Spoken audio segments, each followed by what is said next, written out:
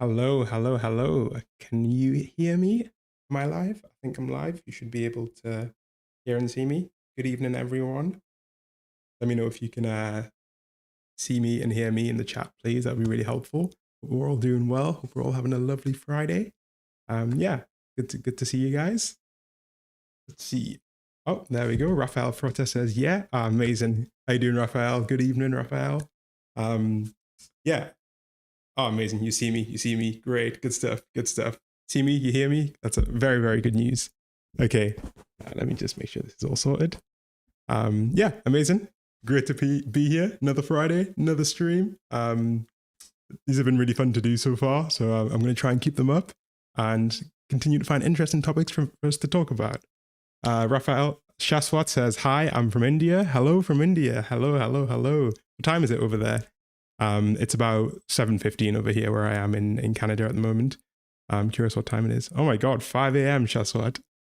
Raphael says, seeing from Brazil. Hello from Brazil. Hello from Brazil. I actually have a Brazil football club shirt. I was wearing it last week. But yeah, I love Brazil, man. I mainly love the football team, but I'm sure the people are lovely too. I've never actually been. And David Cruz says, watching from Singapore. My God, that's crazy. Yeah, hello, hello. What time is it in Singapore? That's crazy. It must be quite late there as well. Yeah, good to have you guys here today. Moon Matek says, why is no one watching this? You're watching this, Moon. You're the only person I need. Shaswat, you are handsome, bro. Thank you. I wish women agreed with that, but you know, I got your love, Shaswat. That's all I need, man. That's all I need. Yeah, it's good. It's great to have you guys here. As you saw from the title, kind of the topic of today is going to be talking about the fertility crisis and stuff like that. But we're not going to go straight into it. You know, gotta warm up. Gonna do a few little daily games and stuff and chat, and then we're gonna do like a deep dive. So I've done like a ton of research, and I kind of want to regurgitate it at you because no one in real life is going to listen to me. Sozio says, France here. Oh my God. Bonjour, Sozio. I'm actually a French speaker. It's actually my first language. Both my parents are French speakers. So I was raised in a French household. I used to watch like French cartoons and everything while my friends were watching English ones. So yeah, I'm fluent in French as well. So it's good to have another francophone over there. Raphael Shaswat says, keep it up, man. I support you. Thank you. I appreciate that. And Raphael says, I was discussing the topic of the live yesterday with my wife. Great topic. Oh, amazing. Yeah, it's a really interesting topic, to be honest. So I kind of want to do it in a few phases. I mean, as I say, we're going to warm up, do some chill stuff, play some games, maybe for like 10, 20 minutes, and then go into the meat and potatoes. And then I'd be really curious to hear just about your opinions in general. But I'm good to chat for the moment. Egg Crusher says bonjour. Bonjour, Egg Crusher, bonjour. I don't know if you're French or if you're just memeing. Shaswat says, what are you doing now, like for a living and all? So currently I work as a full-time video editor. So I edit videos for a freestyle rapper. His name's Harry Mack. He's amazing. You should go check him out, by the way, after the stream. But I make like social media content for him. So I do like TikToks, Instagram Reels, that kind of stuff. So that keeps me busy. Basically, my whole life is now like content because it's like what I do for work and then it's what I work on after my work hours. But yeah, I work as a full-time video editor. Before that, I was a maths tutor. So I used to tutor like high school maths. I'm like a huge math nerd. So that was what I did before. And briefly before that as well, I worked in consultancy, like management consulting, which was incredibly depressing. And I quit after just a few months. So yeah, at the moment I work as a video editor, which I do really love because I love YouTube clearly, which is why I do it in my spare time. Raphael says, I discovered your channel from the dopamine detox and following since. Oh, thanks. Yeah, that was like the first video on the channel that like kind of blew up really. I kind of feel it's one of those kind of catch-22 situations where I'm really happy that it brought people on, but I think that today, if I was to redo it, I could make it better and have like, you know, better evidence, better arguments, and also better editing because at the time I'd literally just started using video editors and stuff. So like I kind of cringe when I look back. Shaswat says, wow. I also want to learn video editing and content creation. I'm in 11th grade right now. Please give me a roadmap. I can tell you right now. So I didn't touch video editing software before 2020 when I'd like graduated university, studied like STEM subjects, nothing to do with video editing at all. And literally the best way to learn is just to dive in head first. There's a really good free editing software called DaVinci Resolve. If your computer can handle it, it is totally free. For like 95% of the features are free. There are like a few professional level ones that you have to pay for, but it's a really good software to start editing with. It's what I started editing with. And I think the important part is just to make things that you care about. Make a little project that you care about. You don't have to share it, but just learn step by step. Yeah, I've had no formal training in editing, so yeah, I'm all self-taught really. So you can learn it too. You just got to start small, make maybe make a 1-minute video to start, and you can see how you feel about it. Raphael says, do you do these lives recurring? I don't want to miss them. So this is like my 3rd or 4th one that I've done so far. I'm going to try and keep it a recurring thing. So basically every Friday at this time, I'm going to try and be online and have a topic to talk about. So far it's been manageable. I'm going to see how it works out with, obviously having a full-time job and all of this stuff. But yeah, I would like this to be recurring, and the plan is to be online every Friday at this time, whatever time that is in your country. It's 7:15 for me. Shaswat says, okay, what and where should I find video to edit? I think you should film your own video. That's the probably the best place to start, work with what's around you. Presumably there are people around you who are interested in that stuff. If not, then, take your mobile phone and just go out and film some clips, film some landmarks, some things in your area. Really important to work with what you have. I think that's probably the best place to start. Try and work with what's around you. David Cruz says, are you going to play Wordle? Yeah, I am. I'm going to do my dailies today. We're going to do my dailies. So yeah, we're gonna get to that. We're gonna get to that. Don't you worry. Ed Krishna says, do these streams get uploaded as segments? Yeah. So at the moment, my plan is this is kind of, I really want to be more regular on YouTube because my channel is super sporadic. I would upload like a video every couple of months, take 3 months off here, 2 months off there. So the plan, hopefully, to be consistent, is to stream every Friday, and then over the weekend turn the main topic of that stream into a video that gets uploaded on Sunday night. So yeah, the main topic should be like uploaded as a video. And that's kind of the goal. So hopefully I can be like more present with you guys. Paula is back. Paula was here last week, actually. She says, glad to have caught another stream. Looking forward to the daily games. I've been studying my geography. Yeah, we're gonna do our dailies. I love my dailies. I've actually found a new daily as well, which I've never played, but looks promising. So, there's a little secret one there. Hybrid Vigor says, lol, his dailies. I love them, man. I love them. When I was a kid, I was like a huge gamer. I used to love playing video games, and as an adult, I am employed, so I can't play video games all day. And dailies have a good way of like scratching that itch, of like playing a game, but also like they make you smarter, I feel. Shaswat says, when you come live weekly? Yeah, so far I am live at this time every week, and that's the plan going forward, hopefully, to continue being live at this time every week. Hybrid Vigor says, did you play WoW? That's where it came from. Weirdly enough, WoW is actually one of the only games that I didn't play. All my friends played World of Warcraft, but I didn't play it. I was really big on old school RuneScape though. Like I played RuneScape for years and years and years. I absolutely loved that game. So yeah, that was my that was my poison. RuneScape and FIFA, the soccer game or football game, they were my poisons. Yeah, I used to play FIFA so much as well. But I played a little bit of everything. But RuneScape was I think was the gateway drug for me. Yeah, today the only game that I really play is Rocket League because it's like the only one that's really compatible with like a busy schedule. I can play it for 5 minutes here, 10 minutes there. But my all-time favorite game is still Skyrim. I think that is still like one of the best games ever made. I remember the summer that I got Skyrim actually, because I got it a year or two late. I just played it all summer. I just couldn't get off it. I was so addicted. And I actually want to get back into it. The only problem is that I have a Mac and I don't think there's a Mac port for Skyrim yet. But I'm going to find some games that we can play on stream. Maybe Stardew Valley, which is like a farming kind of action. Well, not really action, but like a farming simulator. But I'm going to find some games that we can play, and I kind of want to get back into gaming as well. I think it'd be fun to do a stream that has a focus topic and then some chill stuff, so that we can just interact afterwards as well. Hybrid Vigor says, good taste. Thank you, man.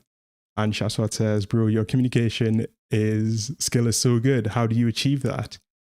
Thank you, first of all. My communication skill, I don't know. I think there's always room to improve, but I have a very specific set of skills, I think, that have lent themselves quite well to being able to communicate. I worked for several years as a tutor, so I taught maths at like a variety of levels, mainly high schoolers. And I did that literally from when I was just about to go into university, from like 2017, 2018. And I did it part-time throughout university, and then I did it full-time for a couple of years after university. So that really helped my communication skills. Like being forced to explain mathematical concepts to people really forces you to think about how other people think and then word your information in that way. But when I make YouTube videos, really the idea is to write my script as if I'm talking to a friend who's smart, but who might not know much about the topic I'm talking about.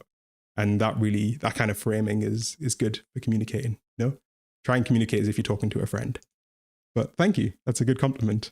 Raphael says, RuneScape was that one with the sad, great story from the child that passed away and became a hero in the game. You know what? I actually don't remember what the origin story is in RuneScape. I played this back in like 2008, I think, or 2007 through to like 2009, maybe 2011. I can't remember the exact years, but I played this when I was a kid. So I don't actually remember the origin story. I need to double check what the OG story is. Because if that's what it was, that's really sad, actually. I didn't think RuneScape's origin story was that sad. I remember you started the game in like a prison or something, or like in a cave. I can't quite remember. Paula says, Stardew is my favorite game ever. I'd love to see you play it. Oh, amazing. That's another vote for Stardew. I've been meaning to play Stardew Valley for so long, and I've just never been able to find a way to fit it into my schedule. So maybe this is the way. This is the way. I think, yeah, maybe because it does run on Mac as well. So this is good. Yeah, I'm gonna figure out a way to get Stardew Valley downloaded. Maybe give it a test run, and maybe on the next stream after we do the presentation or whatever, we can have a Stardew session. Shaswat says, how old are you, man? I recently turned 26, so I'm 26 years old. I'm a 1998 baby, just before the turn of the millennium. And Raphael Frota says, I'll try to find out, but it's a real story that happened at the game. Okay, yeah, please do find out, because I'm curious. Cytonic Flux says, Stardew is a great suggestion. Oh, we're getting lots of votes for Stardew. Okay. So I'm gonna look this weekend, try and install it, see if I can get it set up, and hopefully for the next stream we can have a little Stardew session. I'm gonna try and go in blind as well. I think that's the good way to go in, because I don't know anything about how the game really works. So it'd be good to figure it out with your guys' help as well.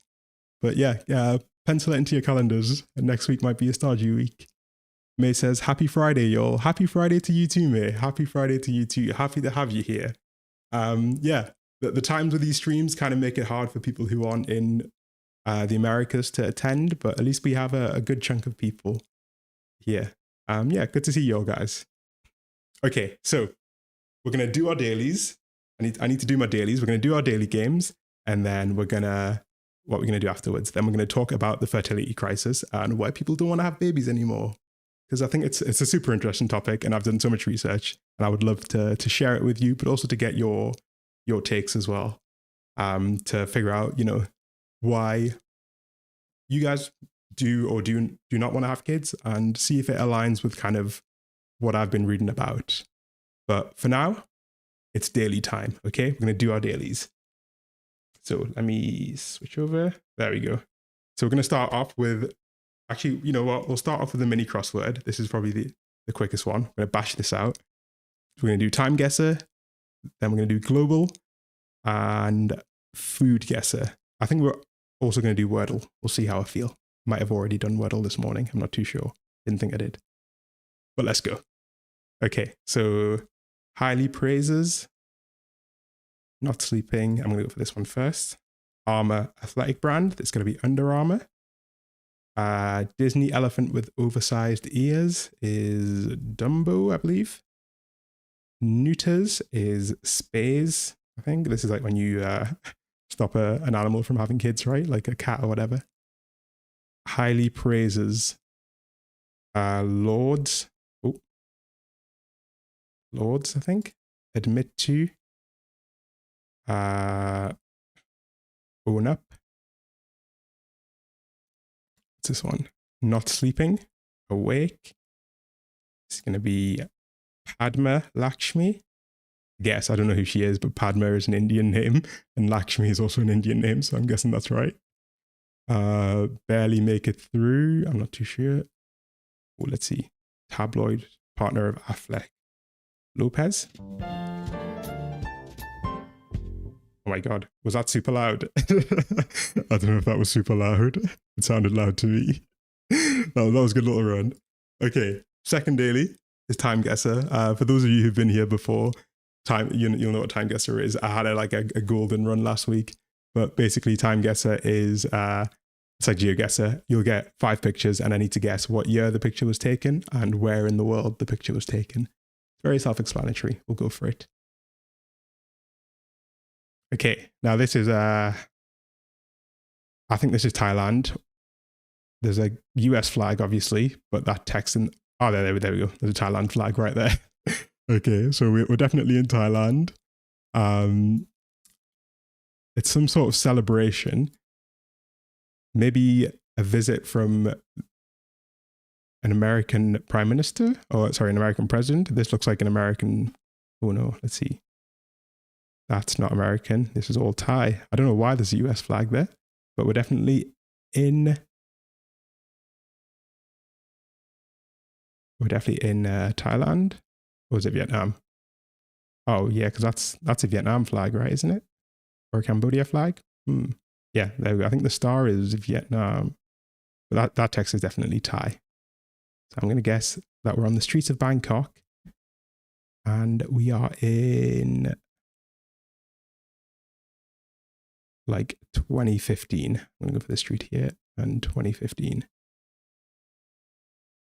Oh, I was way off. Way off. We're in Vietnam, actually.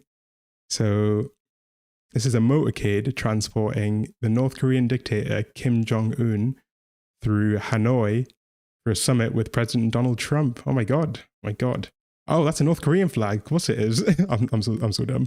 Yeah, that is not a Thai flag. It is a North Korean flag. What is the Thailand flag? Yeah, this is the Thailand flag. There we go. Oh my God, I fumbled that one badly. But yeah, this is Kim Jong-un. Interestingly enough, I've been watching a lot of documentaries about North Korea because it's a really interesting place. And it turns out that a lot of like high fashion clothes, like Armani clothes and stuff, are made by North Korean workers in China. It's a really interesting topic. Okay. This is a very, very dapper photo. Now we have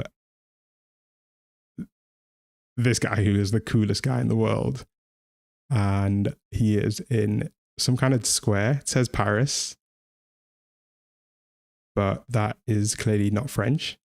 So I'm going to guess that we're in Germany or Austria. I think this is going to be Germany or Austria. There aren't too many context clues. Shaswat says, do you like traveling? I love traveling, actually. I haven't had the chance to travel in the last year-ish. But I do live in a foreign country at the moment, so that's kind of like permanent traveling. Yeah, I do love traveling so much. It's just, it's expensive and finding the time to do it is hard. No, I'm going to guess that this is, no one's wearing hats. So I'm going to guess that this is the late 50s or 60s. We'll go 59. Yeah, we'll go 62. And I'm going to guess that this is in Germany, maybe in Berlin.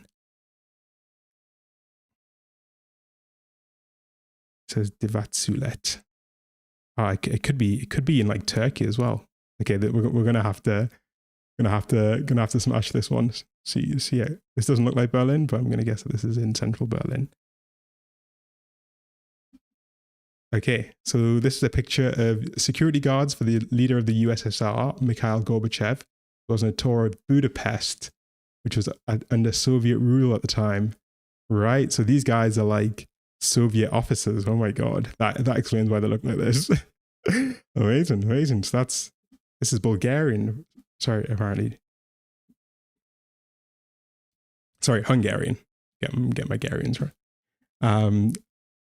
Shaswat says, any plan to come to India? I do actually really want to go to India. I really want to go to India and I really want to go to China. They're two parts of the world that I really want to see. So hopefully I'll get to go. My best friend is Indian. So he's from Punjab, so he might be able to give me some tips and stuff. Paula says, damn, time guesser is hard today. Yeah, it's not like last week. I told you last week, Paula, that I was on like some godly run last week. I was getting like perfect scores on every round. This is, I think, more representative of my skills. Okay, so I think we can do better on this one. Okay, we've got some pretty big clues here. I think this is a pretty big giveaway. Cape Town, so we're in South Africa. And I think the challenge for this one is going to be try and figure out what the date is. So what year this is. This looks like a super sharp picture though. So it's got to be taken within the last like 10, 15 years to be this high quality, especially if it's in just a random street in Cape Town. It doesn't look like it's a professional camera. So we can at least get the location spot on this one, I think. I just need to find a street. Yeah, just a street in the center of Cape Town. And we're going to guess that this is 2019, pre-COVID, I think. Okay, I'm hoping for at least like 8,000 points on this. Okay. So my guess, this is a taxi with a sofa strapped to its back in Rooftown, in Cape Town, South Africa. We were 300 meters away from the correct spot, but 12 years off. I'll take it. Shaswat says, bro, it's 5:30. I'm going to sleep. Good night, Shaswat. Please do go to sleep if it's 5:30. And have a nice weekend, okay? I hope you do pick up video editing and get some sleep. Sleep is important. But in terms of time guesser, I'm going to take this. This is a better performance. Okay, we'll get our last 2 rounds out of the way, and then we'll get to work. So this looks super duper American, right? These guys look like American Navy guys, and this says, "Bury the bandits with bonds." Yeah. I mean, this has got to be American. Look at this. It's like the grave of Hitler, Mussolini, and Hirohito, which were like, the leaders in World War II. It kind of gives us an idea of when this was. This is obviously after the end of... I think this has got to be after the end of World War II, surely, right? If they're making movies about the death of Hitler. Now, in terms of cities, where could this be? Is it New York? That does say Broadway. So, yeah, and that says New York in the background there. So this is on Broadway in New York, and I think in the early 1950s. So we're going to go 55 and Broadway, New York.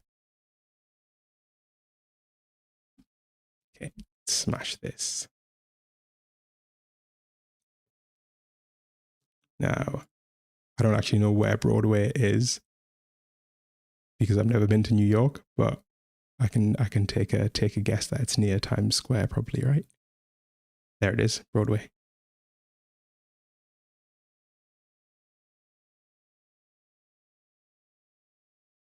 I think this is going to be spot on. Okay, so this is a miniature destroyer ship being used as a recruiting station in Times Square. And this is in 1942. So this is actually before the end of the war. And these guys are here recruiting for the US Army. We were 700 meters away, so just on a different street in Broadway, on a different end of Broadway, but that's a good performance. I'll take that. And finally, we have this, which is a guy walking next to some penguins up a really steep hill and in front of an Irish pub. He is 12,000 kilometers away from Madrid and 1,000 kilometers away from Antalya. And This is Spanish, or it could be Portuguese as well. And 15,000 kilometers away from Moscow. World's End. So I actually think this might be Argentina. This is going to be a rogue guess. I think this is going to be Argentina. It's going to be the very southern tip of Argentina. There we go. Ushuaia.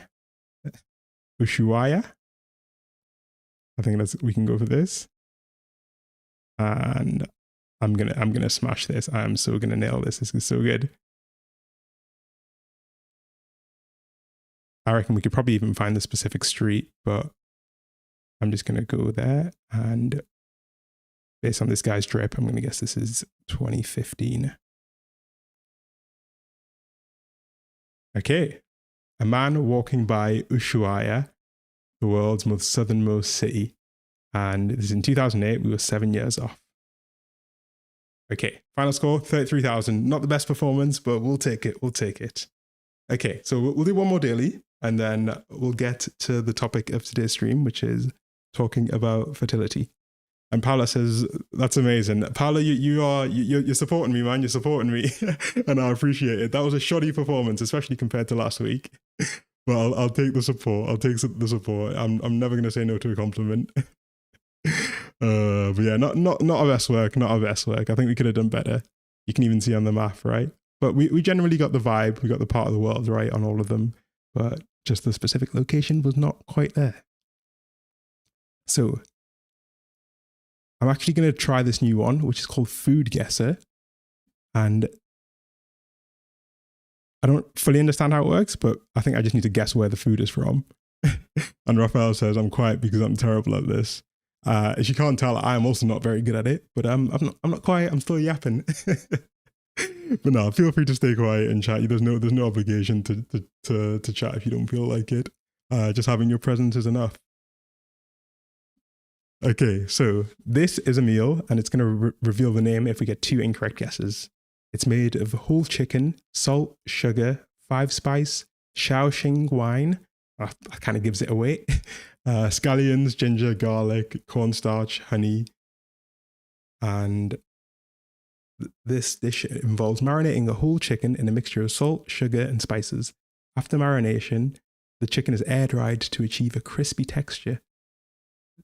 It is then fried until the skin is golden and crisp. The chicken is usually served with a dipping sauce made from soy sauce, garlic, and ginger. The result is a flavorful entree with a crunchy exterior. I think this is Chinese. That's going to be my guess.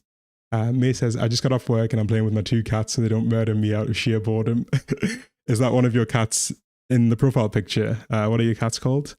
I actually don't have any pets, but I would really like a cat, but I just move around so much that I don't think I could take care of one. Nailed it. Got it in one. Crispy fried chicken. Let's go.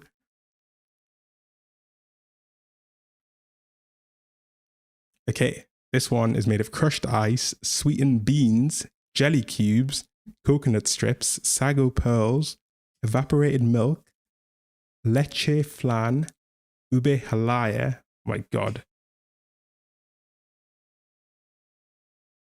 Oh my God, I don't even know how to say half of these words. It does look good though. It does look hella tasty.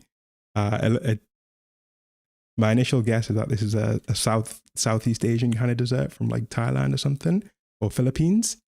Because I'm thinking jackfruit and Spanish ingredients is could be like a Filipino combo. So I'm going to actually go for the Philippines, but I think it's going to turn out to be South America. Nailed it.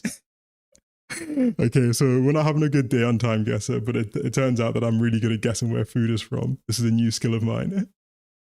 May says that our cats are called Una and Ellie. Una is my dumb little gremlin with the energy of a demon, and Ellie is my favorite old bitch. Time Lapse 3D. We're playing Food Guesser. This is a daily game. It's a new one. It shows us a meal, and we have to guess where it's from, basically, in the world. So far, I'm 2 for 2. First guess on both of them, and this is a Filipino dessert. I feel like the giveaway that this was Filipino is the fact that it includes jackfruit, and it includes like Spanish ingredients, and the Spanish had a pretty big presence in the Philippines, So yeah, I think this is, yeah, I'm happy with this. Okay, this is the last one. I'm pretty sure this is going to be from West Africa.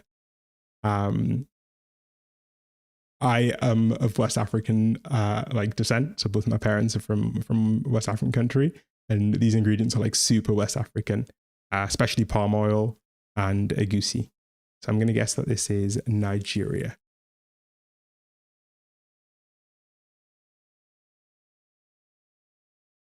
Oh, 3 for 3. I am a god at this game. My god, can I do this professionally? I need to find a way to play this game for a living.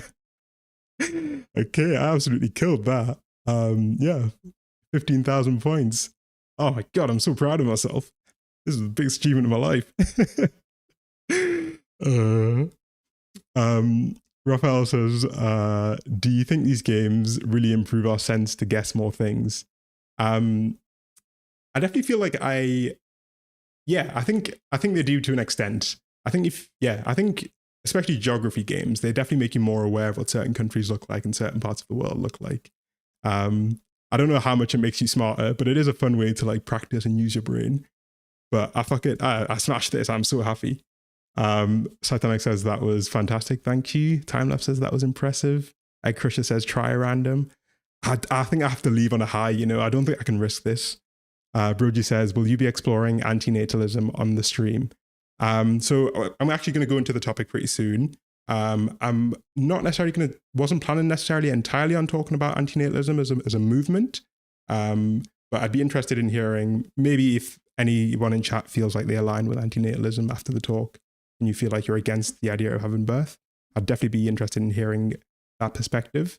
But I'm going to focus more on some variances between countries, some misconceptions that we might have around why people aren't choosing to have children, and some attempts to solve the problem that different countries have tried to varying degrees of success. That's mainly the angle. Timelapse 3D says, put that on your resume for real.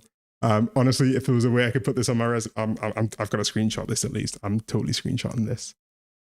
There we go. But yeah, that was such a... Oh, this is my first time playing the game as well. I saw another streamer play it a few days ago, and I thought I'll try it out. But yeah, I'm so happy with that. I killed that. Raphael says... Oh, sorry, May's talking to Raphael. You're having your own little conversation. Don't let me intrude. And Broji says, understood, I will be listening keenly. Okay, great. I think I feel warmed up, I feel like we've got the chance to, break the ice a little bit, chat, warm up. So I think we can go and dive into the main topic of today, which was talking about basically the fertility crisis. If you haven't heard, it's the idea that people aren't having babies anymore for whatever reason. So let me set things up and I will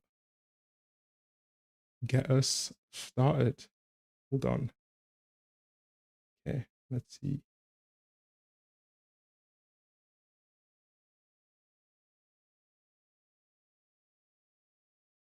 Okay, so let's try and transition. Did that work? Okay, looks like that worked. Amazing. Great. Okay. Let's see. Raphael says, I found it. Oh, it was World of Warcraft. Search for my disabled son's amazing gaming life in World of Warcraft. It's a beautiful story. Oh, amazing. I actually am going to search that. Let me just take a picture so I don't forget. There we go. I will watch that. I think video games have this amazing ability to liberate people who really struggle with various different conditions and stuff, and so I think that they can be a beautiful force for good. So I will watch that. Canvas 3D says, I learned in high school about this pronatalist program in a European country where they encourage people to go out to nightclubs and come back with babies. Does that exist or am I tripping? I'll be real with you, I didn't come across that specific measure in my research, but a lot of countries have tried a lot of different things, so I would not be surprised if that was real.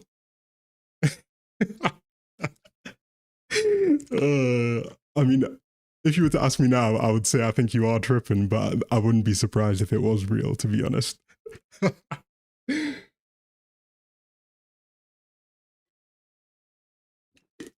Also, make sure you're drinking water, guys. Stay hydrated.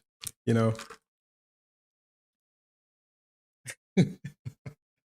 That does sound like an insane measure to send people to nightclubs.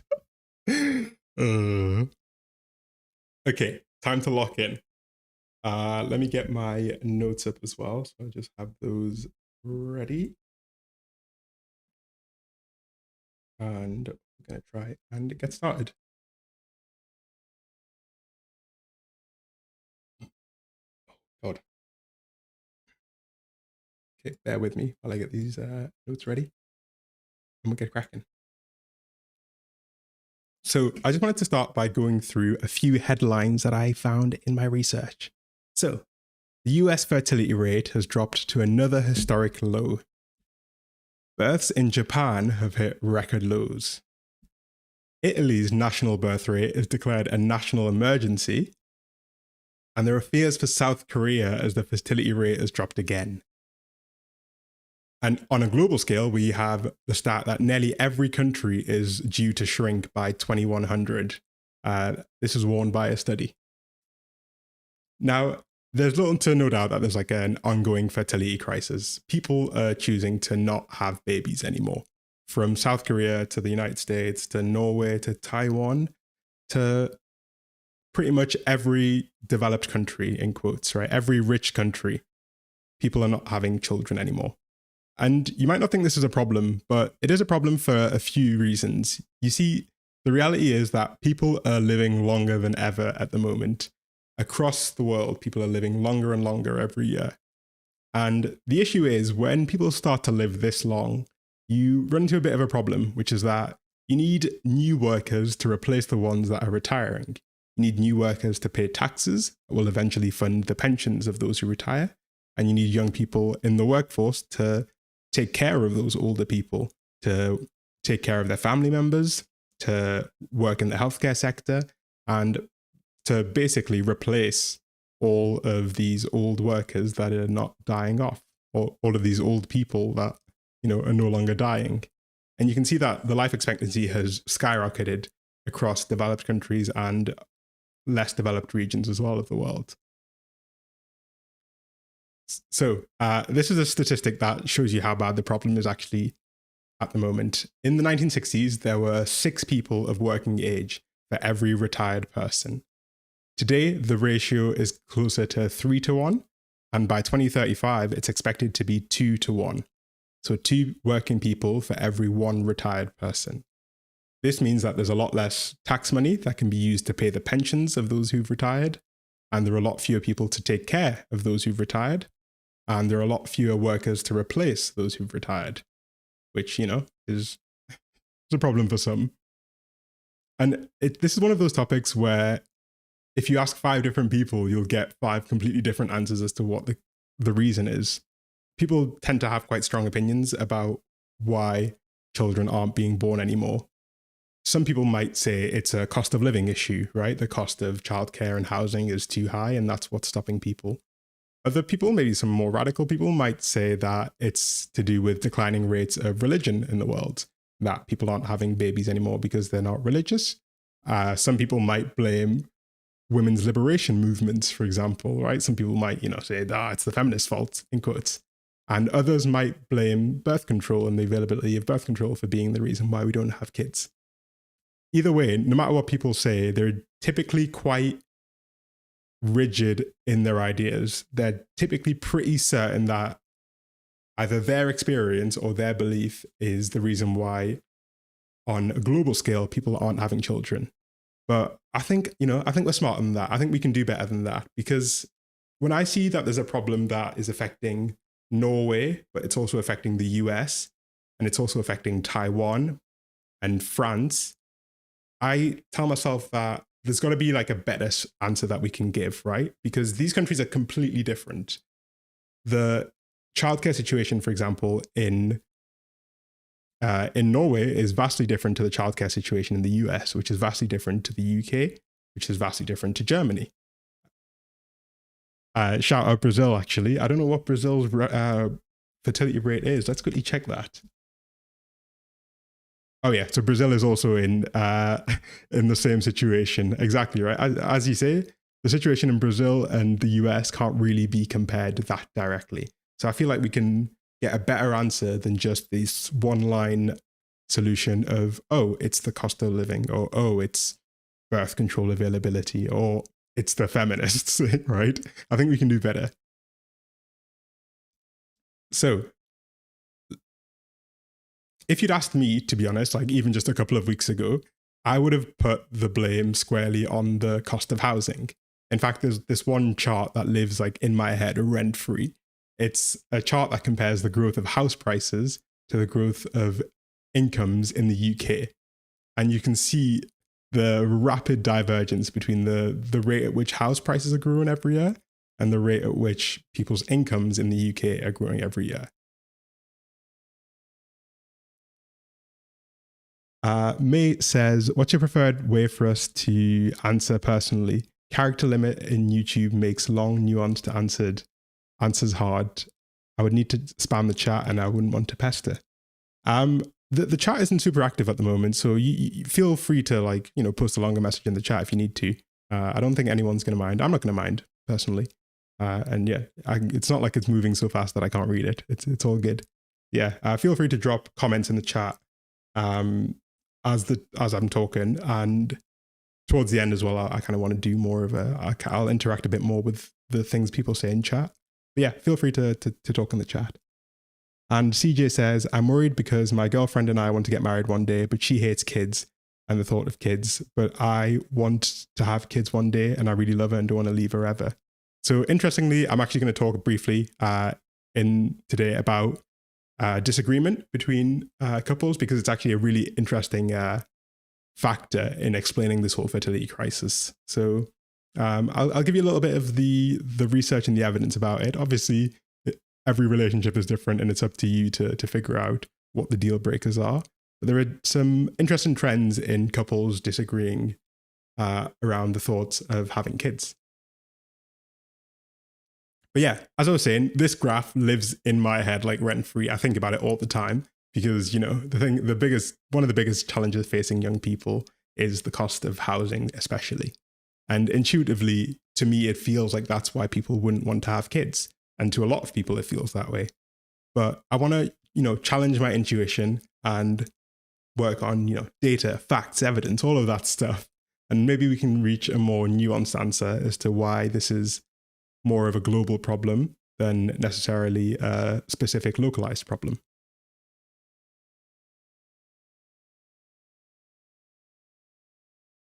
The graph is insane. Yeah, it is insane. It is insane, right? And that's why I would have said, oh, it's a housing thing. But there are actually some interesting differences in how housing affects people's decision to have kids on an per country basis. So, for example, this is a piece of research from the US, which tried to establish what the effect of a $10,000 increase in housing would be on people's decision to have kids. And unsurprisingly, if house prices go up, the chance of people who are renting having children drops.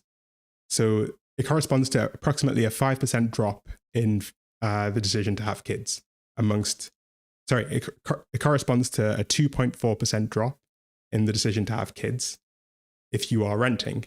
However, if you own your home, you actually become more likely to have kids as house prices go up. And in the US, it corresponds to a 5% increase. The net effect of this is that when house prices go up in the US, more people actually want to have kids, which is really counterintuitive. But this is because a lot of people, more people than you might realize, actually own homes and actually benefit from raising house prices. And therefore, in the US at least, it does seem that from this piece of evidence that raising house prices aren't purely to blame for the decision to have kids. But there is some variance because in the UK, the effect of increasing house prices is a net decrease, because the change in renters not wanting to have kids outweighs the change in homeowners wanting to have kids. And this is just one piece of evidence that, to me, immediately helps us understand that we can't just think of this problem as a one-line solution, as raising house prices means people won't have kids. Because there are variances between countries, but also there are variances between groups of people within a country, right? Okay, so I'm just going to take a quick break to read a couple of chat messages, and let's see where I was. Where were we? We were here. So Citra Mate says, I wanted kids, but I struggled to even get dates. I thought if they just give me a chance, they like my personality. I got attractive, and it turns out it's my personality. The good thing about your personality is that it is a lot easier to fix your personality than to fix what you look like. So, you know, presumably you've spent a lot more time thinking about this, and you have a good idea of how to maybe work on the parts of your personality that you think are making you less desirable. But all I'll say is that I do believe that there is someone for most people, and there is someone who's willing to meet you where you are, as long as you're already on that journey of trying to get better. Pat says, was in a similar situation and looked at it logically. When was my cutoff for kids and chances of me finding another person like myself, like my now wife, was low. So either way, I wouldn't. That helped me. And Lo says, why there's so little viewers? Normally a channel with 100K would have more viewers. I don't know. I think live streams are a different thing to videos. So this is like my 4th live stream. So I think that's why not that many people turn up. Also, it's very late in Europe, so people can't really turn up if they live there. Timelapse 3D says, sorry to interrupt. I found it. The program was called Do It for Denmark, and they encourage Danes to visit romantic cities, have romantic encounters, and ultimately increase the birth rate. Davine. Okay, yeah. So I did actually see the Do It for Denmark program. I saw a few of the posters that they put up, but I didn't see that. Yeah. But it seemed like it was more of an encouragement of people to get out necessarily, rather than specifically going to nightclubs. But that makes sense. Davine says, makes that net worth assets go up in values, I'd assume, with the bigger properties here. Yeah. So raising house prices in the US has a big impact on people who already own their homes and makes them more likely to actually have another kid. And then Raphael says, here at a personal level, we're thinking about money and responsibility. We don't have low salaries, but even then there is no money left, not counting children, and there is no return, which is very fair. Yeah, it's a very common sentiment.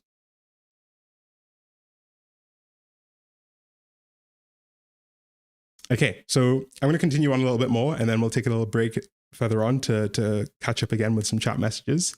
But the main point here that I really wanted to cover is that we can't think of these problems as having like a one-line or a one-sentence explanation or solution, because clearly there are variances across countries and within countries as well. So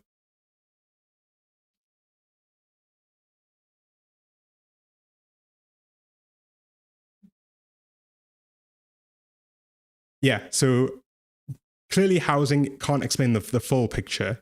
And so my second best explanation that I would have fell back on was just simply the cost, right? I think the cost of having children is another huge factor that people typically fall back on when they explain the reasons why people aren't having kids. It's too expensive. However, it seems that even paying people to have kids isn't working very well.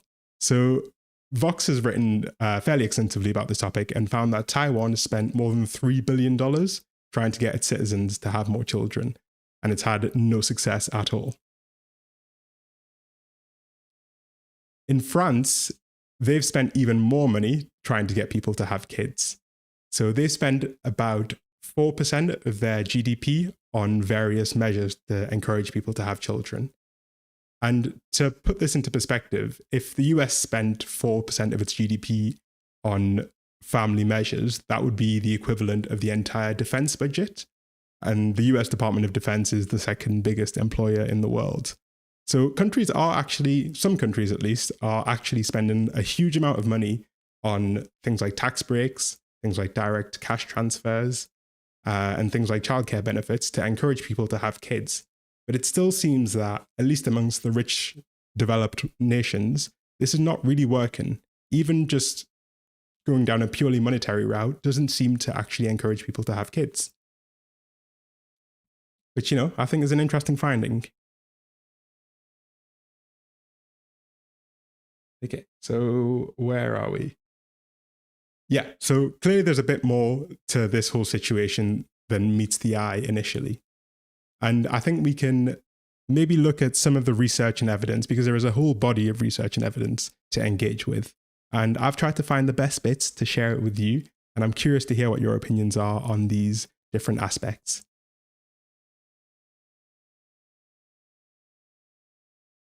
So this graph shows that in France, even though they've spent billions and billions of euros to try and combat the fertility crisis, their birth rates are still dropping. They're still dropping astronomically, to be honest. And currently, women have around 1.68 babies on average. For context, the target amount in order for the population to not drop is 2.1. We call this the replacement rate.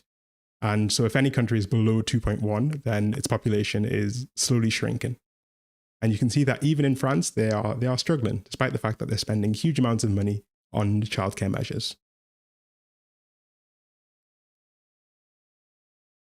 What I do find really interesting is like how the narrative has changed around this topic, because you can let me know if you agree with this, but a couple of decades ago, or rather a decade or so ago, overpopulation was all the rage. It really felt like all of the discussion around the number of people on Earth revolved around the fact that there were too many people. And to be honest, I'm not surprised people were like concerned about overpopulation as being a risk, because if you saw the chart of the way that the human population was growing, it did seem like it might be unsustainable, right? Just at a first glance, at least. This huge number of increase in people does seem like it might be unsustainable. We clearly found out later on that it totally is sustainable, but you can see why people were worried. And to be honest, we have two people to blame for this. Before we talk about those two people, let's read a couple more chat messages. So let me try and catch up to where we were. There we go. Mako, who says that people in the US especially treat their house as an asset, not a shelter. And that's a very big point. Yeah, people see houses as an asset and not a shelter. And that explains why people are really reluctant to move, why house prices have gotten so high. People are not willing to treat their houses as a commodity, right? As something that you use. And there are actually some interesting variances between countries when you look at how people treat their houses. So for example, in Japan, houses are typically built to last a much shorter amount of time, and they're much more seen as a shelter, as a commodity, as something you use. Partly because Japan has a ton of earthquakes and houses are not that reliable in general when you have earthquakes. But there are also some, cultural reasons. But yeah, I do agree that the way we see houses as an asset is a big problem. And it's also a problem because it leads to huge corporate real estate ownership, right? Amber Star says the government should give a monetary incentive to have kids. Could lead to unscrupulous people raising kids badly, though. So we are going to cover some monetary incentives, and you can actually see that the effect of monetary incentives isn't that good. You would think that it would work, but it doesn't actually work that well, surprisingly. Raphael says, yeah, but for the government and capitalism, is it good that the world wants to have more children? It's actually like the target goal of capitalism is for us to have more children, because we need more workers, right? We need more meat for the grinder. And when we stop having kids, then who's going to work in the Amazon factory or the Temu factory if we're not having kids? Egg Crusher says, I think that general economic and social anxieties make it difficult for people to want kids. Many people are one medical emergency away from losing their savings, at least in the US. Yes, that's very true. That is very true. And in the US, medical uncertainty, medical debt is such a huge problem. And I agree. In the US, like that's a solid argument that you can make. The only problem is that that argument doesn't hold as much weight in the UK or in Norway, who are also seeing hugely declining birth rates.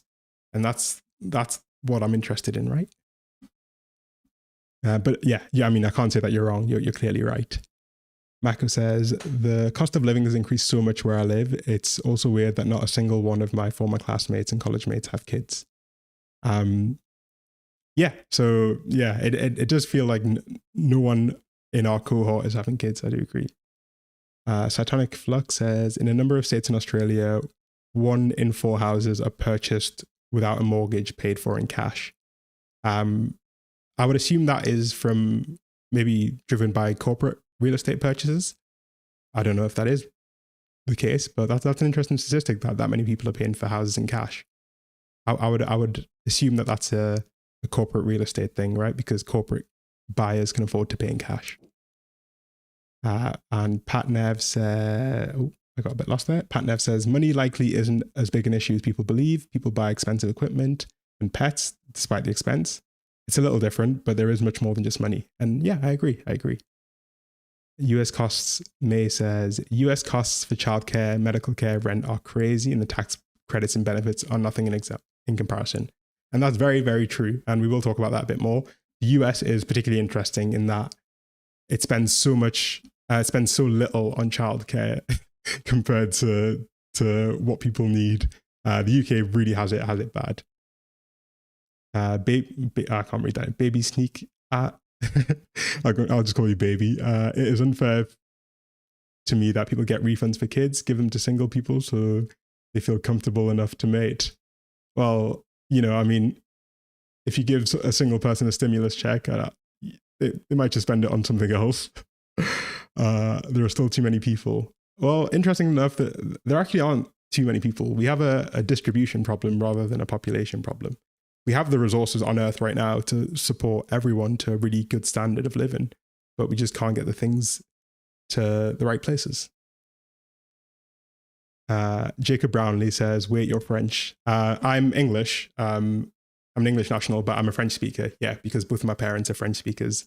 And so I was raised in a French speaking household. So I'm bilingual, English and French.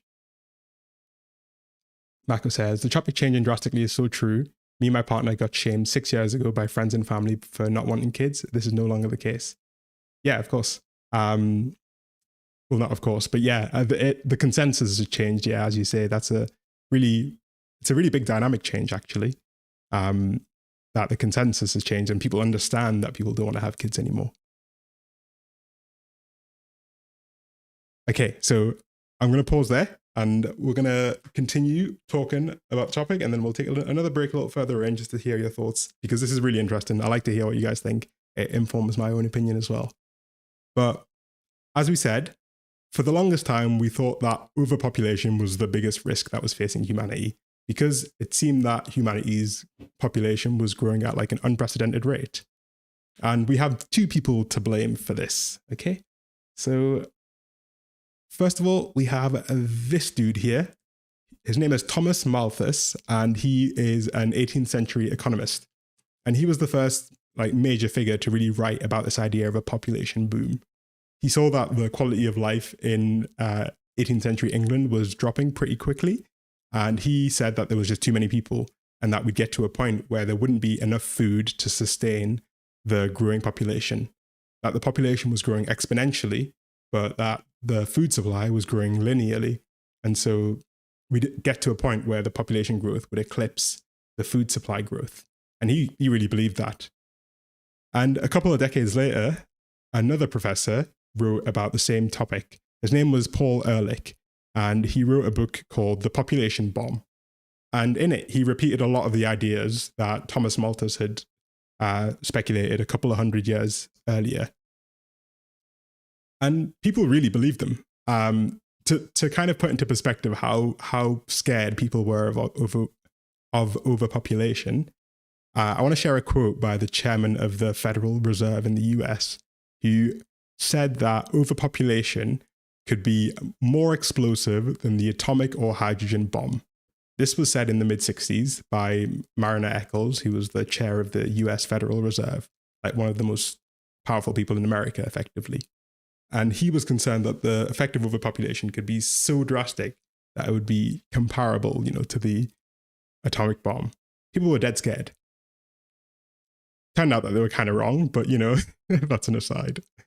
And even on the other side of the world, in China, these fears of overpopulation promoted China's decision to implement their one-child policy, right? I assume most people have an idea what that is, but China's one-child policy was just a set of laws and regulations that basically said that you couldn't have more than one kid, or you'd suffer, severe social and economic issues, right? You'd have to pay higher taxes and things like that if you had more than one kid. It was a whole package of laws and regulations designed to stop Chinese people from having more than one child. And this was in response to fears about overpopulation, that the population was growing way too quickly to be sustained. And so they needed to put a hard cap on the amount of reproduction that was taking place. People were super scared about overpopulation, and it was largely driven by fears around the food supply. If we fast forward to today, those fears were clearly unfounded. There's a specific example that Paul Ehrlich gives in The Population Bomb in this book that he wrote, where he talks about India and the fact that he believes that India will not be able to feed its population in the next few decades. He was actually so wrong about this that they removed those parts from later versions of the book. And if we look today, the poverty rate in India has been steadily dropping decade on decade. And while clearly food insecurity is still a huge problem, I think most of us understand that food insecurity is a distribution problem and not an agriculture problem. We understand that we have enough food in the world to feed everyone. We just have political barriers to getting that food to the right people. And there was another change as well, right? That kind of proved that this idea of overpopulation was basically a sham. And that was around the 90s when birth rates began to drop. So if we look here, you can see that this graph shows the population growth rate from 1950 to predicting in the future, effectively, the rate at which the population was growing every year. And you can see that in the 50s, it was growing really, really quickly. There's a huge dip in the 60s because of the famines in China. But once the Chinese population began to recover, you can see that it was still steadily pretty high. And then suddenly there's a massive drop from the 80s onwards, from the mid 80s and mid 90s. The rate at which the global population was growing began to drop super duper quickly. And then we realized that, maybe overpopulation wasn't that bad of a problem. And instead, we've ended up in the situation where underpopulation is the problem, where there are not enough young people. And I want to maybe take a little bit of time to talk about the US specifically, because I think they've got some really interesting factors when you break it down that paint a different picture of the fertility crisis to the one that you might have in your head at the moment. But before that, let's take a break, let's read some chat messages, and we'll get back onto it. So, Satanic Flux says, this seems to indicate that it's not an economic means issue and that it's not about household income directly. Effectively. So what it indicates is that economic issues and household income don't fully explain the problem, right?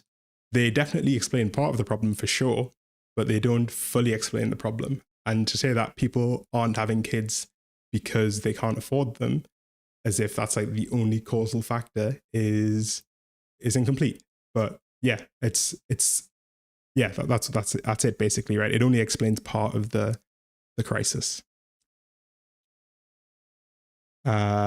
Baby says growth rate before 1890 and then 1890 to now shows that Earth should not have this many people. See, I would still disagree, right? I would say that we have the resources today to support the population that we have today. And even more, right? There are individuals in the world right now that hold more wealth than countries, right? There are, you can get 5 people, if you get the right 5 people in the room, they'll have more wealth under their control than entire regions of the world. So I'm a big believer that it's a distribution problem. It's not a resources problem. May says the US housing market is also polluted by big companies that own many homes and charge crazy rates. Yeah, I mean, that's a problem across a lot of the world, right?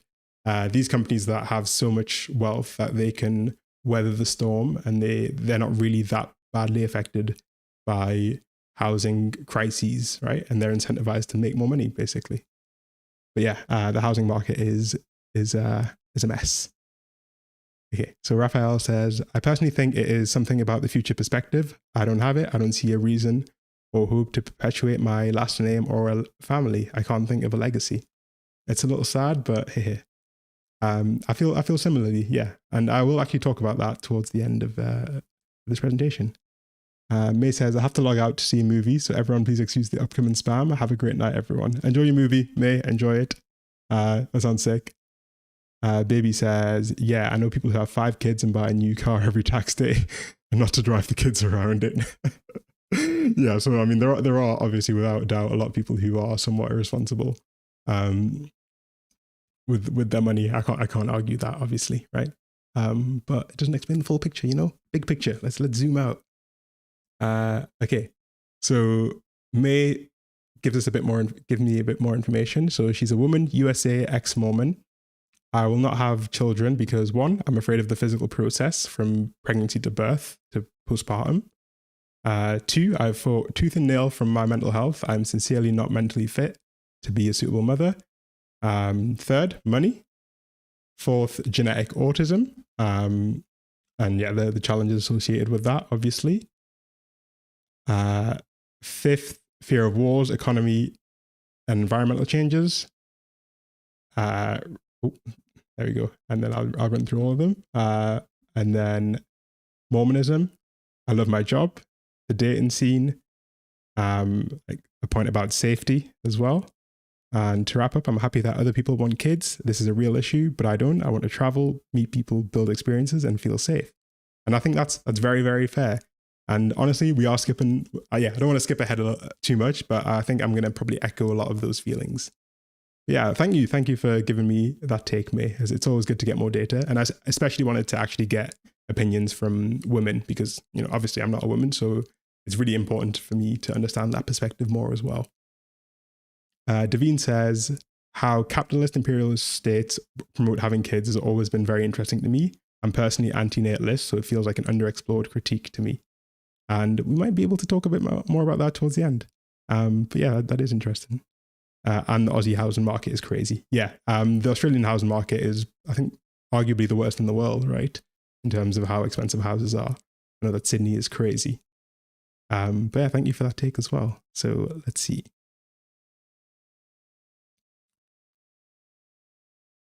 Okay, so we're going to pause there, and we're going to just take a little bit of time to talk about the US and to talk about what the situation is there with regards to the housing crisis. Sorry, with regards to the fertility crisis in the US specifically. So bear with me while I get up my notes. But I think the US is particularly interesting as a case study because they have some quite interesting factors that might change the way that you kind of think about this fertility crisis problem. So this is a graph of the US fertility rate since 1957. It's decreased pretty sharply, and it's the kind of graph that makes you want to jump to a specific conclusion or a one-line answer as to what's going on here. But the real interesting part of this graph isn't what it looks like now. It's what it looks like when you kind of break it down by demographics. And thankfully, The Economist has done this for me. They've actually done the research, and so I can look at their work. And they've written actually a good few articles on this topic. And this is the most interesting graph from those articles that I read. So if we look at birth rate divided by age, we see some really interesting trends. Somewhat surprisingly, the fertility rate amongst women over 30 has actually been going up steadily. So you can see the orange line and the red line have been steadily rising since the 1990s. And women in their 30s actually have more children than they have in the last few decades. Kind of goes against a lot of what we might believe. However, you might see something else that's quite interesting. if we look at the youngest cohort of women, particularly women under 25, we can see that a significant amount of the drop in birth rates has been driven by younger women. And an aspect that you might not have considered is the fact that teen pregnancies have really, really, really dropped. So we can see in this graph that birth rates amongst 15 to 19-year-old women in the US has dropped dramatically. The actual figure is 77%. So you can see that when we look at the previous graph, which just shows a drop in fertility rate, then we don't have a full idea of what's going on here. We have an incomplete picture. And simply breaking it down by demographic actually gives us much more meaningful insight. Older women are having more children, and younger women are having far, far, far less. Specifically, the very youngest of women, right? 15 to 19 are having significantly less, which, I would say is probably a good thing. So, in The Economist research, they break this into a bit more detail. And they actually explain that more than half of the drop in America's total fertility rate is driven by women under 19 choosing to no longer have kids. Around a third of these births would have been unplanned, and the majority of these births would have been on low incomes as well. And I actually want to take a brief second to have a little aside and talk about the fact that often the most marginalized or the most vilified group of people are actually the most important group of people to society. If you're American, I'm sure, I'm not American, but if you're, in a developed country, I'm sure you've heard rhetoric around young single mothers. And I'm sure you've heard them be described as a burden on society or as lazy to further whatever political goals. But clearly, these women were actually the backbone of the economy. And this is a trend that crops up in a lot of different areas. It's just another reminder that the people who actually prop up the system that we have, the people that prop up the economies that we have, are the poorest, are the working classes. And this is just another piece of evidence to demonstrate that the people that were holding up the US economy were these people that were vilified and marginalized, these young single parents. They were the people that needed the most support. But I would say that this is overall a good thing. It's a good thing that, women under 19 aren't having as many babies, because it signifies that they're waiting until they're actually at a point of, psychological maturity at least. But, I think that's an interesting little dynamic that's not really discussed when we have conversations around this topic. And it's interesting that more than half of the drop is explained purely by this group of women. In the UK, we actually see a similar trend where women at age 20 are having half as many children as they did in the 90s. And unlike richer women who are delaying their births until they have assets, these young women are not going to compensate by having more kids in the future. It actually represents that these women are feeling a bit more safe, and there's an element of positivity in this, I think. But it's an aspect that I feel many people don't actually think about.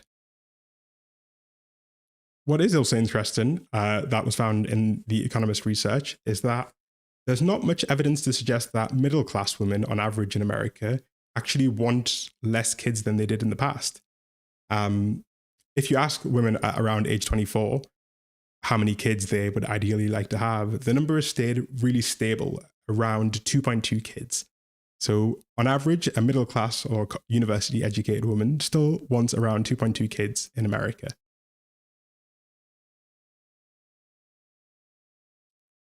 So let's take a little break, and I'll read a few more messages in chat, because I'm just curious what you guys are saying. Let's see, where did I leave off? Okay, where did we leave off? We left off at Jacob Brownlee saying, "I love you, my English brother. I hope you're having a wonderful night." Thank you, man. Love you too, bro. Much appreciated. I'm having a lovely night. Friday night. How could I not be having a good night? And Satanic Flux says there is a study in Canada about free daycare in Quebec that might suggest that you need high quality daycare, then make it affordable. Just affordable can have adverse outcome.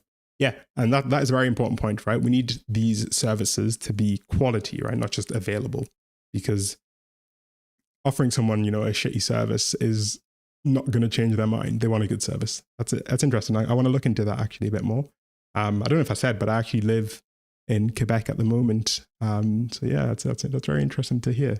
I think they have some good social policies on the whole out here.